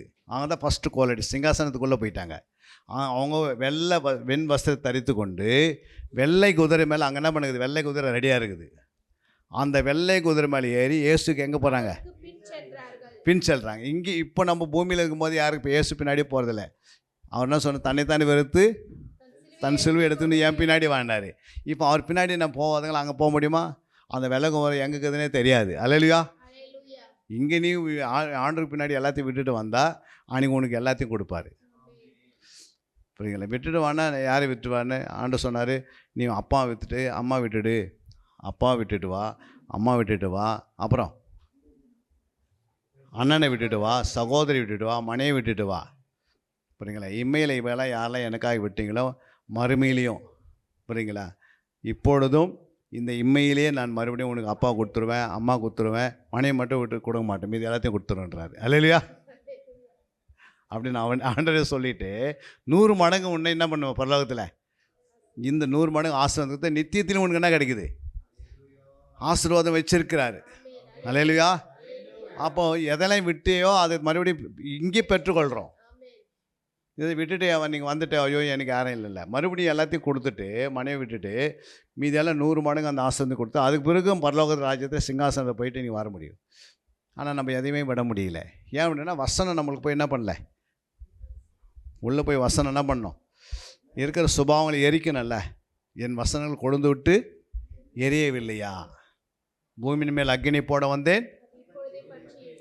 பூமியின் மேல் அக்கினி போட வந்தேன் என்ன அர்த்தம்? பூமியின் மேல் அக்கினி போட வந்தேன் அப்படின்னா என்ன அர்த்தம்? அப்படின்னு நிறையா நம்ம பேனர் பார்க்குறோம். பூமியில் அக்கினி போட வந்தேன் அப்படின்னு எழுதியிருப்பாங்க. அது என்ன நம்ம அப்படின்னா இப்போ பூமியில் அக்கினி போட்டு என்ன பிரயோஜனம்? பூமியில் அக்கினி போட்டால் ஏன்னா யூஸ் ஆகுமா? அப்போ ஆண்டவனா சொல்கிறார், பூமியின் மேல் அக்கினி போட வந்தேன். அது என்ன செய்யணுமா? அது பற்றி எரிய வேண்டும் என்று விரும்புகிறேன். ஆனாலும் நான் முழுக வேண்டிய ஒரு ஸ்தானம் இருக்கிறது, அதை சிலுவை. அப்போ பூமியின் மேல் அக்னினா பூமி தான் நம்ம சரீரம். இந்த சரீரத்தில் இந்த அக்னி இறங்கணும். வசனம் தான் அக்னியாக இறங்குது. வசனம் கொழுந்து விட்டு எரியக்கூடிய வல்லமை உடையது. அந்த வசனம் உள்ளே போய் நம்ம இருதயத்தில் கொழுந்து விட்டு எரிஞ்சால் நமக்குள்ளே இருக்கிற சுபாலம் என்ன பண்ணோம்? மாறிடும். அப்போ அவன் மாறின பிறகு யாரை மாறுறோம்? அவரை போல் மாறுறோம். இருக்கிற எல்லா சுபாவும் உள்ளே இருக்குது. ஒரு நாள் உள்ளே என்ன பண்ணுது? வசனம் இருதயத்துக்கு போகிறதுக்கு முன்னாடி பிசாசு என்ன பண்ணுறான்? வசனத்தை அவன் எடுத்துன்னு போயிடுறான். அப்போ எப்படி கொண்டு விட்டு எரியும்? சண்டே கேட்ட மெசேஜ் மண்டே கேட்ட என்ன பண்ணல? ஏன்னா அதுக்கு முன்னாடி ராத்திரி என்ன பண்ணிடுறான்? பிசாசு திருடிடுறான். ஏன் திருடுனா? வசனத்தை எப்படி திருடுறான்? உனக்கு 1000 பிரச்சனை இருக்குது பாருங்கள், அதை நினைவு கூர்ந்தாவே வசனம் வெளியே போயிடும். அதனால தான் ஆலயத்துக்கு வரவங்க பிரச்சனையாக இருக்கக்கூடாது. இப்போ நான் இங்கே வரேன்னா எனக்கு ஆகப்பட்ட பிரச்சனை இருந்ததுன்னா என்னால் வசனம் சொல்லவே முடியாது. அப்போ நான் எல்லா பிரச்சனையும் அழிச்சிட்டேன். இனிமேல் எனக்கு வந்து எந்த பிரச்சனையும் கிடையாது. புரியுங்களா? இப்போ ஆண்டவர் வரைக்கும் இருந்தால் போயினே இருப்போம். நடு ரோட்டில் மரணம் வந்தால் போயினே இருப்போம். தேவசத்தை என்னைக்கு வந்து ஆண்டு எடுத்துக்கொள்ள இருப்போம். ஏன்னா நம்முடைய வாழ்க்கை எதுக்காக? ஆண்டவருக்காக. அல்லேலூயா. நம்ம அப்படி தான் வாழணும். மரணம் எப்போவுமே என்ன பண்ண யாரையுமே சந்திக்கும். மரணம் யாருன்னா விட்டுருமா? விடாது. ஆனால் கர்த்தருக்காக என்ன பண்ணணும்? ஓடினே இருக்கணும். ஆண்டவருக்காக ஓடணும். ஆண்டவருக்காக வைராக்கியமாக வாழணும். ஆண்டோட சித்தத்தை செய்துன்னு இருக்கணும். ஆண்டு என்ன சொன்னாலும் அவர் செய். உனக்கு உணவு கொடுப்பார், உடை கொடுப்பார், இருக்கிற கொடுப்பார். உன்னை ஒரு நாள் வெறுமே விடவே மாட்டார். உன் பிள்ளைகளை விட மாட்டார். ஐயோ நீ அப்பா விட்டுட்டு வந்த, ஒரு அப்பா விட்டுட்டு நீ வர ஊழியத்துக்காக, அதனால் அப்பா விட்டுருவார் ஆண்டவர்? நீ நீ அப்பா கிட்ட உட்காந்து எவ்வளோ பாதுகாக்கிறியோ அதோட 2 மடங்கு இயேசு பாதுகாப்பார். அல்லேலூயா. உன் அம்மாவை 2 மடங்கு என்ன பண்ணுவார்? ஐயோ அம்மா விட்டுட்டு வரவே முடியாது, சில பார்த்தீங்கன்னா என் குழந்தை விட்டு வரவே முடியாது, அப்படி சொல்கிறவங்க என்ன பண்ண முடியாது? ஆண்டவருக்கு எதுவுமே செய்ய முடியாது. ஐயோ என் பிள்ளைங்களாம் விட்டுட்டு நான் எங்கே வர முடியாது, சர்ச்சுக்கெல்லாம் வர முடியாது, ரொம்ப லேட் ஆகிடுது. புரியுங்களா? அப்போ என்ன அர்த்தம்? ஐயோ என் பிள்ளைங்களை விட்டு, அப்போ பிள்ளைங்க மேலே தான் உனக்கு ஆசை அதிகமாக. அதனால் ஆண்டவர் என்கிட்ட பிள்ளையை கொண்டு வான்னு கேட்பார். பிள்ளைக்கு பல பிரச்சனை வந்தால் எங்கே வரோம்? ஆண்டவர்கிட்ட தான் வரோம். புரியுங்களா? ஆனால் அந்த பிள்ளையை ஆண்டவருக்காக ஊழியத்து கொடுனா என்ன பண்ணுறதில்ல. ஐயோ என் பிள்ளையை நான் என்ன பண்ண மாட்டேன், ஊழியத்துக்கு நான் கொடுக்க மாட்டேன். அல்லேலூயா. என் ஊழியத்துக்கு ஆண்டவர், நானும் ஆண்டவர் என்ன பண்ண மாட்டேன், ஆண்டவருக்கு நான் என் ஊழியத்துக்காக அவர் ஊழியத்துக்கு நான் கொடுக்க மாட்டேன், எனக்கு நிறைய வேலை இருக்குது அப்படின்றோம். நீ ஆண்டவருக்கு எதையே கொடுத்தாலும் அதை மறுபடியும் பெற்றுக்கொள்கிற. ஆனால் வசனம் கொழுந்து விட்டு எரியணுன்னா நீ தான் அனுப்பின வசனத்தை உள்ள, நீ உள்ள வசனத்தை அனுப்பலன்னா மாம்சம் எப்படி இருக்கும்? மாம்சம் ஆவியை மேற்கொண்டுரும். ஆவி மேலே போய் மாம்சம் படுத்துக்கும். புரியுங்களா? நீ ஆவியில் வளர்ந்தனா மாம்சத்தை என்ன பண்ணிக்கோ, கீழே போட்டு மறிச்சிடும். புரியுங்களா? ஆவி மேற்கொண்டுரும். ஆவி என்ன பண்ண, மாம்சத்தை மேற்கொள்ளணும். ஆவி மாம்சத்துக்கு விரோதமாகவும் மாம்சம் ஆவிக்கு விரோதம் எப்பவும் போராடுது நமக்குள்ளே. புரியுங்க? இங்கே வந்த பிறகு வீட்டுக்கு போனோன்னோ, வீட்டில் போனதுக்கு ஆலயத்துக்கு வரணுன்னோ, திரும்ப அங்கேருந்து இங்கே வரணுன்னு இப்படியே சுற்றுன்னு நம்மளை என்ன பண்ணுது, சொல்லுதா இல்லையா? ஐயோ எப்போ முடியும், எப்போ போக போகிறோம் அப்படின்னோம், சொல்லுதா இல்லைங்களா? மாம்சம் அப்படின்னா அது உங்களுக்குள்ள ஆவி போராடுது. சத்தியத்தை அறிகிற அறிவுக்கு நீங்கள் இடம் கொடுத்தா தான் சத்தியம் என்ன பண்ணுவங்களே, உன்னை உருவாக்கி சரியாக விடுதலைன்னா என்ன, அந்த சத்தியம் கரெக்டாக போய் வேலை செய்யுதுன்னா தானாக ஒவ்வொன்றில் விடுதலை தானாக வந்துடுது. அப்போது தேவனுடைய பிள்ளைங்க ஆலயத்துக்கு வரும்போது ஒரு வருஷம் 2 வருஷம் 3 வருஷம் பிரச்சனை இருக்கும். அதுக்கு 4வது வருஷம் என்ன இருக்காது, அவங்களுக்கு எந்த பிரச்சனையும் உலக பிரச்சனை இருக்காது. அவங்களுக்கு என்ன பிரச்சனை, ஐயோ நான் வசனத்தை இன்னைக்கு கேட்காது போயிட்டேன், அந்த பிரச்சனை இருக்கும்.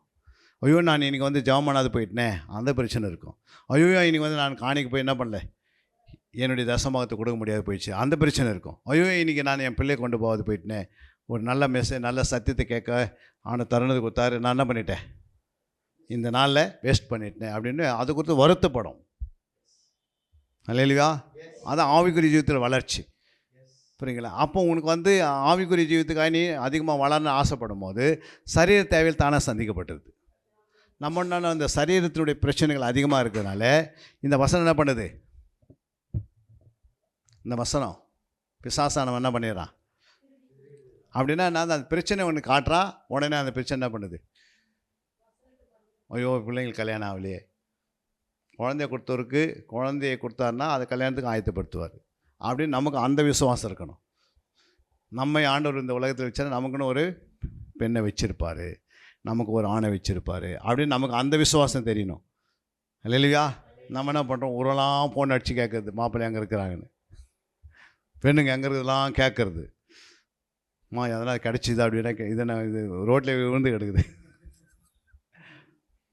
நீ விசுவாசத்தால் தேவனுடைய மகிமை, நீ விசுவாசத்தா போதும், ஆண்டவர் செய்வார், அவ்வளோதான், கர்த்தர் பார்த்துக்கொள்வார் அப்படின்னா முடிஞ்சு போச்சு. அவ்வளோ அந்த விசுவாசம் கூட நம்மக்கிட்ட இல்லையே.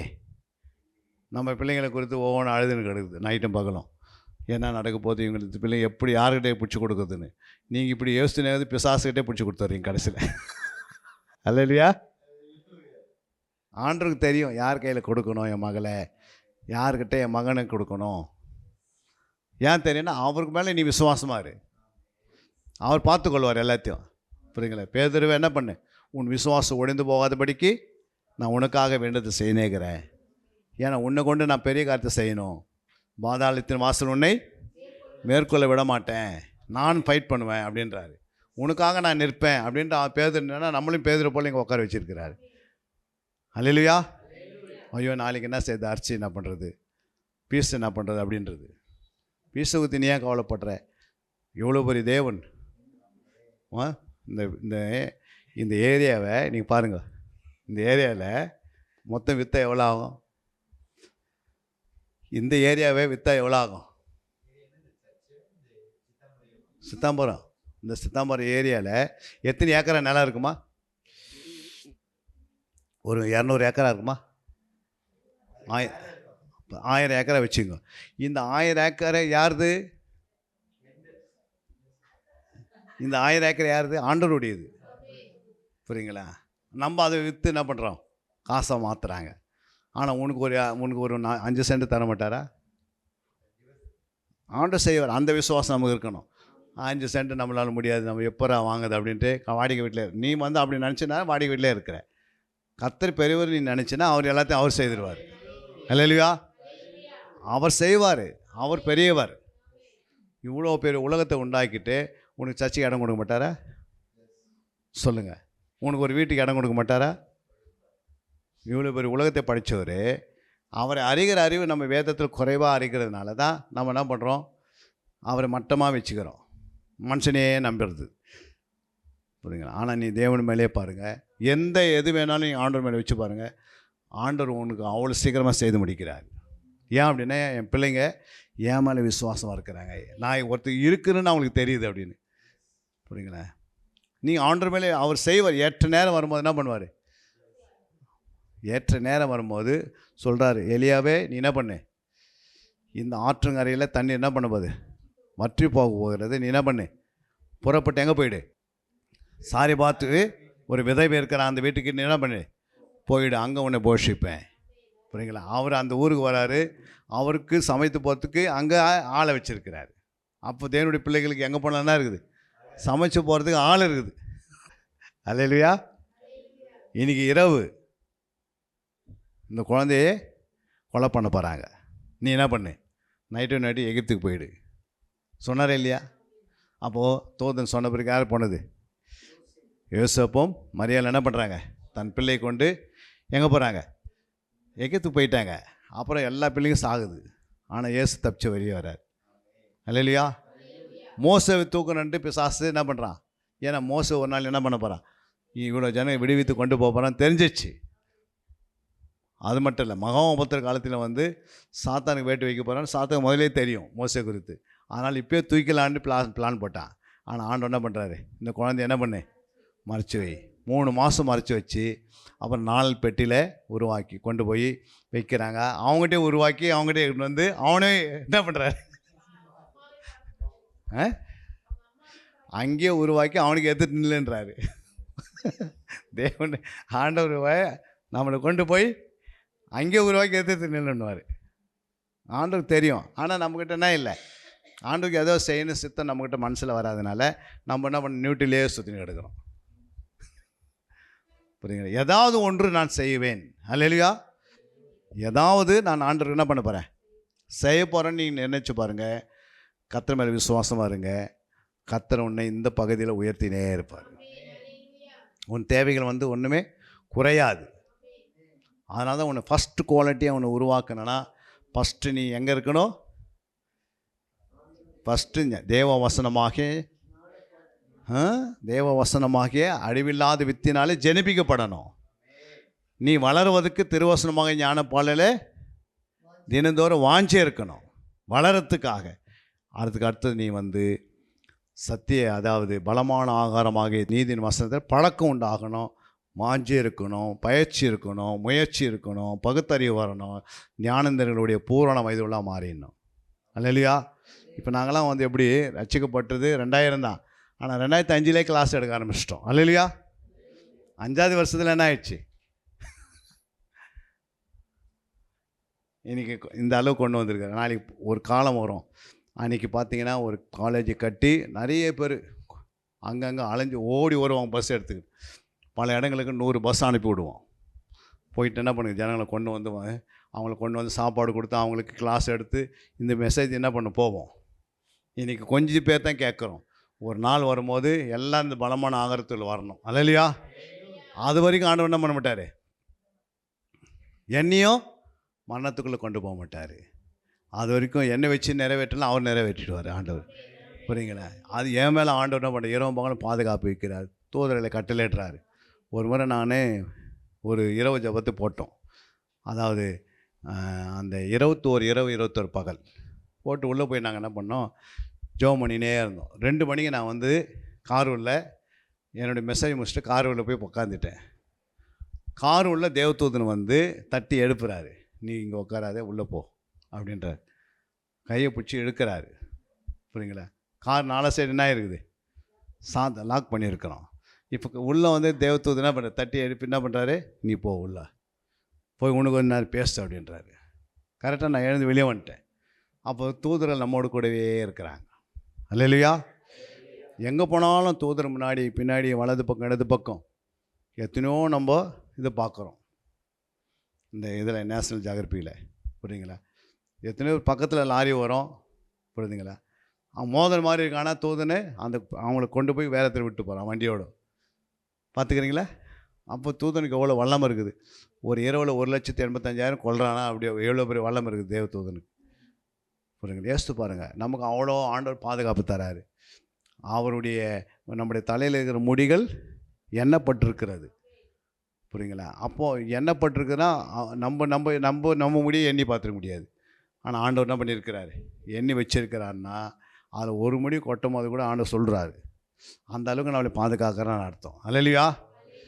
அப்போ இவ்வளோ பெரிய தேவன் நம்மக்கிட்ட இருந்துக்கின்னு நம்ம சின்ன சின்ன காரியங்களுக்கெல்லாம் என்ன பண்ணுறோம், எதிர்க்கிறோம், வாக்குவாதம் பண்ணுறோம், போராமல் கொள்கிறோம், எரிச்சல் அடைகிறோம், அவன் சரியில்லை இவன் செய்யணும், தேவையில்லாதலாம் கதைகளை பேசிக்கின்னு நேரத்தை என்ன பண்ணுறோம், வேஸ்ட் பண்ணுறோம், வீணாக்குறோம்.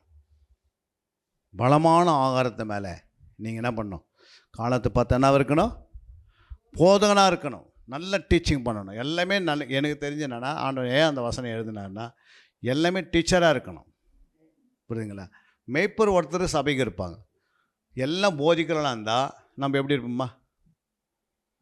இப்போ என்ன மாதிரி நீங்கள் எல்லாமே இருந்தீங்கன்னா எப்படி இருப்பீங்க? சொல்லுங்கள். என்ன மாதிரி நீங்கள் இருந்தீங்கன்னா எப்படி இருப்பீங்கன்னா, நீங்கள் 10 இடத்துக்கு போவீங்களா, போக மாட்டீங்களா? உனக்குன்னு ஒரு ஆலயம் இருக்குது, அந்த ஆலயத்தில் நீ இருந்து நீ பல பேர் போய் என்ன பண்ணுவேன், ரட்சிப்பின் வழியாக நடத்தி சபை கொண்டு வருவேன். ஏன்னா யார் எந்த கேள்வி கேட்டாலும் என்ன பண்ணுவேன், பதில் சொல்லுவேன். நம்ம உருவாகாத எப்படி இருந்தால் நம்மளே பலவீனமாக இருந்தால் நம்ம போய் யார் 10 பேர் சொல்ல முடியுமா? சொல்ல முடியாது புரியுங்களா. நம்ம போய் 10 பேருக்கு சுவிசேஷம் அறிவிக்க முடியாது.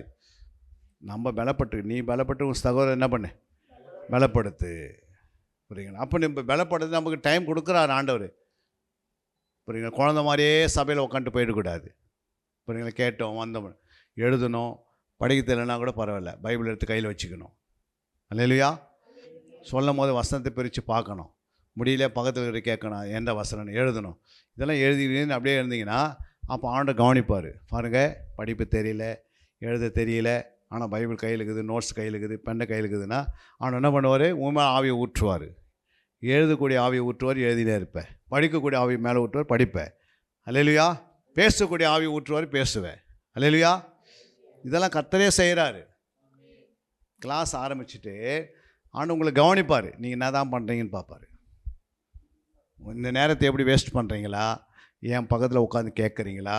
மரியாதை போல் நல்ல பங்கு கமாலியன் பாதையில் உட்காந்து பவுல் என்ன பண்ணார், இரவு பகலில் கற்றுக்கொண்டார். அது மாதிரி இயேசு கிறிஸ்து என்ன பண்ண உட்காந்து கற்றுக்கொண்டார். அப்போ நம்ம கற்றுக்கொள்கிறோமா?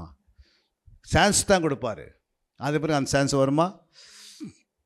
ஒரு முறை உனக்கு சான்ஸ் கொடுப்பாரு, நீ அதை அலட்சியம் பண்ணிட்டீன்னா அடுத்த சான்ஸுக்கு என்ன பண்ண மாட்டேன், அடுத்த சான்ஸ் கொடுக்க மாட்டார். அதோட ஸ்டாப் ஆகிடுது. நீ முயற்சி பண்ண விட முடியாது புரியுங்களா. ஒரு எது கொடுத்தாலும் ஆண்டவர் வந்து நமக்கு நன்மையை தான் செய்வார். அது முடிவு வந்து பரிபூரணம் அடைஞ்சிடுவேன். ஆரம்பம் உனக்கு வந்து அப்படியே இப்படியே தெரியும் புரியுங்களா. ஆனால் முடிவு பார்த்தீங்கன்னா பரிபூரணம் அடைஞ்சு உன்னை கொண்டு பெரிய பெரிய காரியத்தை செய்வதுக்கு என்ன பண்ணுவார், பிளான் போட்டுருவார். ஆண்டு மாஸ்டர் பிளான் போடுவார். அல்லேலூயா. ஓ, என்னுடைய இந்த ஆரம்ப காலகட்டத்தில் நீ இவ்வளோ இதுக்காக பிரயாசப்பட்டு, இதுக்காக இந்த கிளாஸுக்காக நீங்கள் முயற்சிங்க, இதுக்காக இரவு பகலை தியானம் பண்ணிங்க, போய் எழுது, நீங்கள் எல்லா வேலையும் செய்தீங்க. அடுத்த ஸ்டேஜுக்கு ஆண்டு கொண்டு வரதுக்கு பிளான் போட்டு உன் மேலே ஒரு அபிஷேகத்தை ஊற்றி உன்னை கொண்டு மகத்துவங்களை செய்ய ஆரம்பிச்சிடுவார். அல்லேலூயா. யாருக்கு தெரியும் நாளைக்கு நீ ஒரு சாமுவேலாக இருப்பேன்னு, யாருக்கு தெரியும் நீ ஒரு எலியாவாக இருப்பேன்னு, யாருக்கு தெரியும் நீ ஒரு மோசேக்கலாக இருப்பேன்னு, யாருக்கு தெரியும் நீ ஒரு எஸ்தரை மாறுன்னு, யாருக்கு தெரியும், ஆண்டவருக்கு தான் தெரியும். ஆனால் நம்ம இப்போ இடம் கொடுக்கலாம், நாளைக்கு என்ன பண்ண முடியாது. உன் மேலே அற்புதம் அடையாளம் எல்லாமே ஆண்டு கொடுத்துருவார். வரலாம் பெருசு கிடையாது. நான் இல்லை, வரலாம் பெருசே கிடையாது. வரம் என்பது கிஃப்ட்டு. அல்லேலூயா.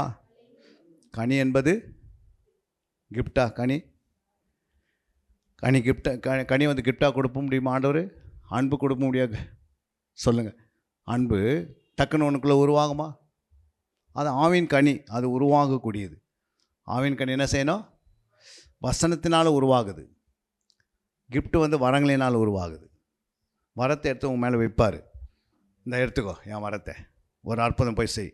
நீ வியாதி மேலே கை வைப்ப, டக்கு என்ன பண்ணிவிடுவாங்க, சுகமாவாங்க. நீ கை வைக்கிறதுக்கு முன்னாடி பேசினா குணமாகிடுவாங்க. ஏன் அப்படின்னா அந்த வரத்தை ஆண்டு எது கொடுக்குற, உன்னை கொண்டு ஆத்மா ஆதாயம். சரிங்களா? டக்குன்னு ஆண்டு சொல்ல ஒரு தீர்க்கதரிசன வரத்தை வாங்கிக்கோ போ. 4 பேருக்கு நீ தீர்க்கம் சொல்ல, டக்குன்னு நடக்கும். அப்புறம் சொல்லுவாங்க 4 பேர் அந்த அம்மா கிட்ட போங்க அப்படின்வாங்க. நீ ஜோம் பண்ணி கை வச்சு சொல்லுவே, அது அப்படி நிறைவேறும். அல்லேலூயா. சொல்கிறது தான். நீ எதை சொல்கிறாயோ கர்த்தர் அதை வாய்க்க செய்வார். எனக்கு என்ன வரம் கொடுத்துக்கிறார் சொல்லுங்க தெரியுமா? எனக்கு என்ன வரம் கொடுத்துருக்கிறாரு? இல்லை, வரத்தில் 9 வரங்குது. அதில் என்ன வரம்? ஞானத்தை போதிக்கிற வசனம். அல்லேலூயா. எனக்கு தெரியாது. 15 அதாவது ஒரு 17 வருஷத்துக்கு முன்னாடி நான் போய் ஒரு சர்ச்சில் அவர்கிட்ட கிளாஸ் எடுக்கணும்னு நான் கேட்டேன். அந்த ஃபாஸ்ட்டுக்கிட்ட அவர் என்ன சொன்னார்னா, நான் ஒரு 7 கேள்வி கேட்பேன், அதுக்கு பதில் சொன்னால் எங்கள் சர்ச்சில் என்ன பண்ணுங்கள், கிளாஸ் எடுன்னு சொன்னாங்க. அப்புறம் அந்த 7 கேள்வி இப்போ கேட்க மாட்டேன், நீ போயிட்டு வாங்க ஒரு நாள் அப்படின்னு டேட் கொடுத்தாரு. அந்த டேட்டுக்கு போய் நின்று 7 கேள்விக்கு 14 பதில் கொடுக்க சொன்னார்ன்றது. எத்தனை? 14 பதில் கொடுத்தேன். அந்த பதில் கொடுத்ததுனால அவர் நான் ஸ்டேஜில் நிற்க வச்சு போர்டை வச்சு கிளாஸ் எடுக்கும்போது அவர் என்னை ஃபஸ்ட்டு அறிமுகப்படுத்துகிறாரு. அப்போ அறிமுகப்படுத்தும் போது இந்த ஐயாக்குள்ளே வந்து ஞானத்தை போதிக்கிற வசனத்தின் ஆவி இருக்கிறது அப்படின்னு யார் சொல்கிறது? அந்த ஊழியக்காரர் சொன்னார். அப்போ எனக்கு தெரிஞ்சிச்சு எனக்குள்ளே என்ன இருக்குது, அந்த அபிஷேகத்தை என்கிட்ட கொடுத்துட்டாரு அப்படின்னு எனக்கு ஆண்டு புரிஞ்சிச்சு. ஒரு இடத்துக்கு மீட்டிங்காக போயிருந்தோம்.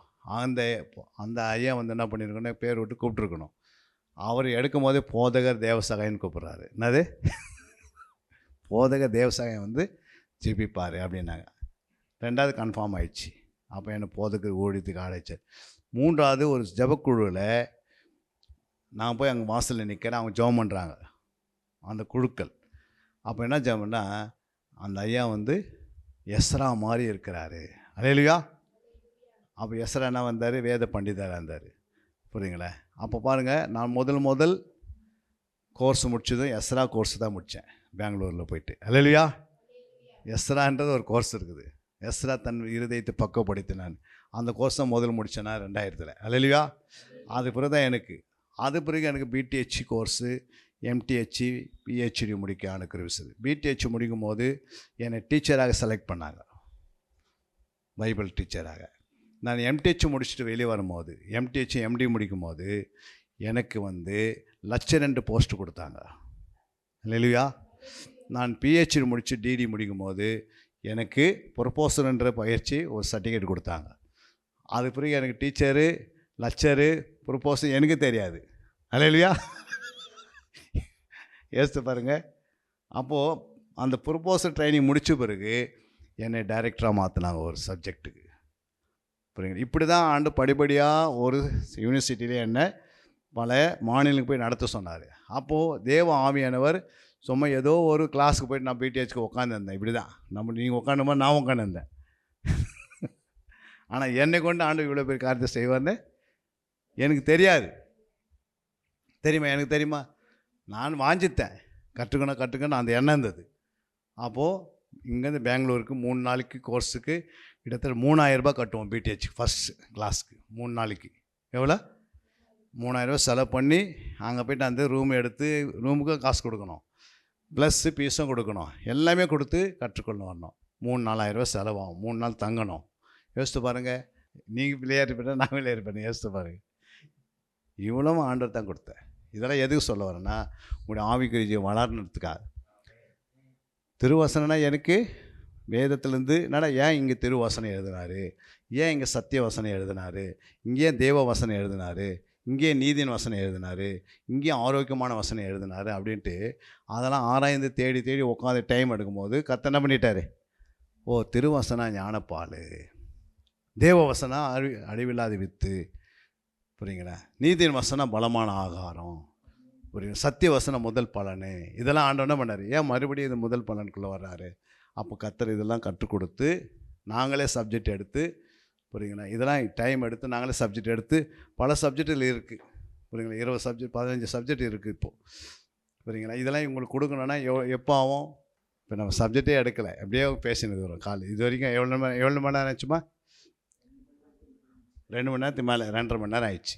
இது வரைக்கும் இன்னும் என்ன பண்ணல, நம்ம எந்த சப்ஜெக்ட்டுக்கும் போகல. அல்லேலூயா. ஒரு கரங்களை தட்டுங்க, ஆண்டவருக்கு நம்ம மகிமை. அன்பிற்குரியவர்களே, சத்திய வேத ஆராய்ச்சி வித்தியாசாலை தரிசன ஊழியம் 1. வடமாநிலத்தில் 300 திருச்சபைகளை உருவாக்குதல். 2. மாதம் ஒருமுறை எழுப்புதல் உருவாக்கும் எழுப்புதல் கூட்டம். 3. ஊழியர்கள், சபை தலைவர்கள், சுவிசேஷர்களுக்கென கருத்தரங்கு, அதாவது சத்திய வேத ஆராய்ச்சி நேரம். 4. டிவி ஊழியம். 5. பத்திரிகை ஊழியம். 6. சிடி டிவிடி ஊழியம். 7. பவர் கேம்ப் அக்னி அபிஷேக முகாம். 8. உபதேச ஆராய்ச்சி கருத்தரங்கு ஊழியம். 9. நலிந்த குழந்தைகள் இல்லம். 10. 24 மணி நேர ஜெப மையம். 11. சத்திய தேவ ஆராய்ச்சி கல்லூரி. 12. சிறுவர்கள் உருவாக்கும் ஊழியம். 13. மருத்துவ முகாம். 14. ஜெயில் ஊழியம். 15. கைப்பிரதி ஊழியம். 16. கிராம ஊழியம். 17. மிஷனரியை உருவாக்கும் ஊழியம். 18. நன்றி துதி ஆராதனை கூட்டங்கள். 19. சமூக நலப்பணிகள் ஊழியம். 20. இன்டர்நெட் மூலமாக ஆன்லைன் படிப்புகள். இது விரைவில் வரவிருக்கின்றது. 21.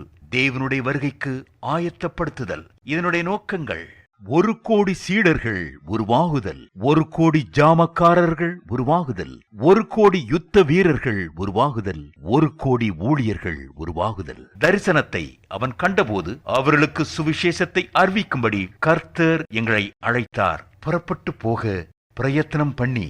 அப்போஸ்தலர் நடபடிகள் 16:10.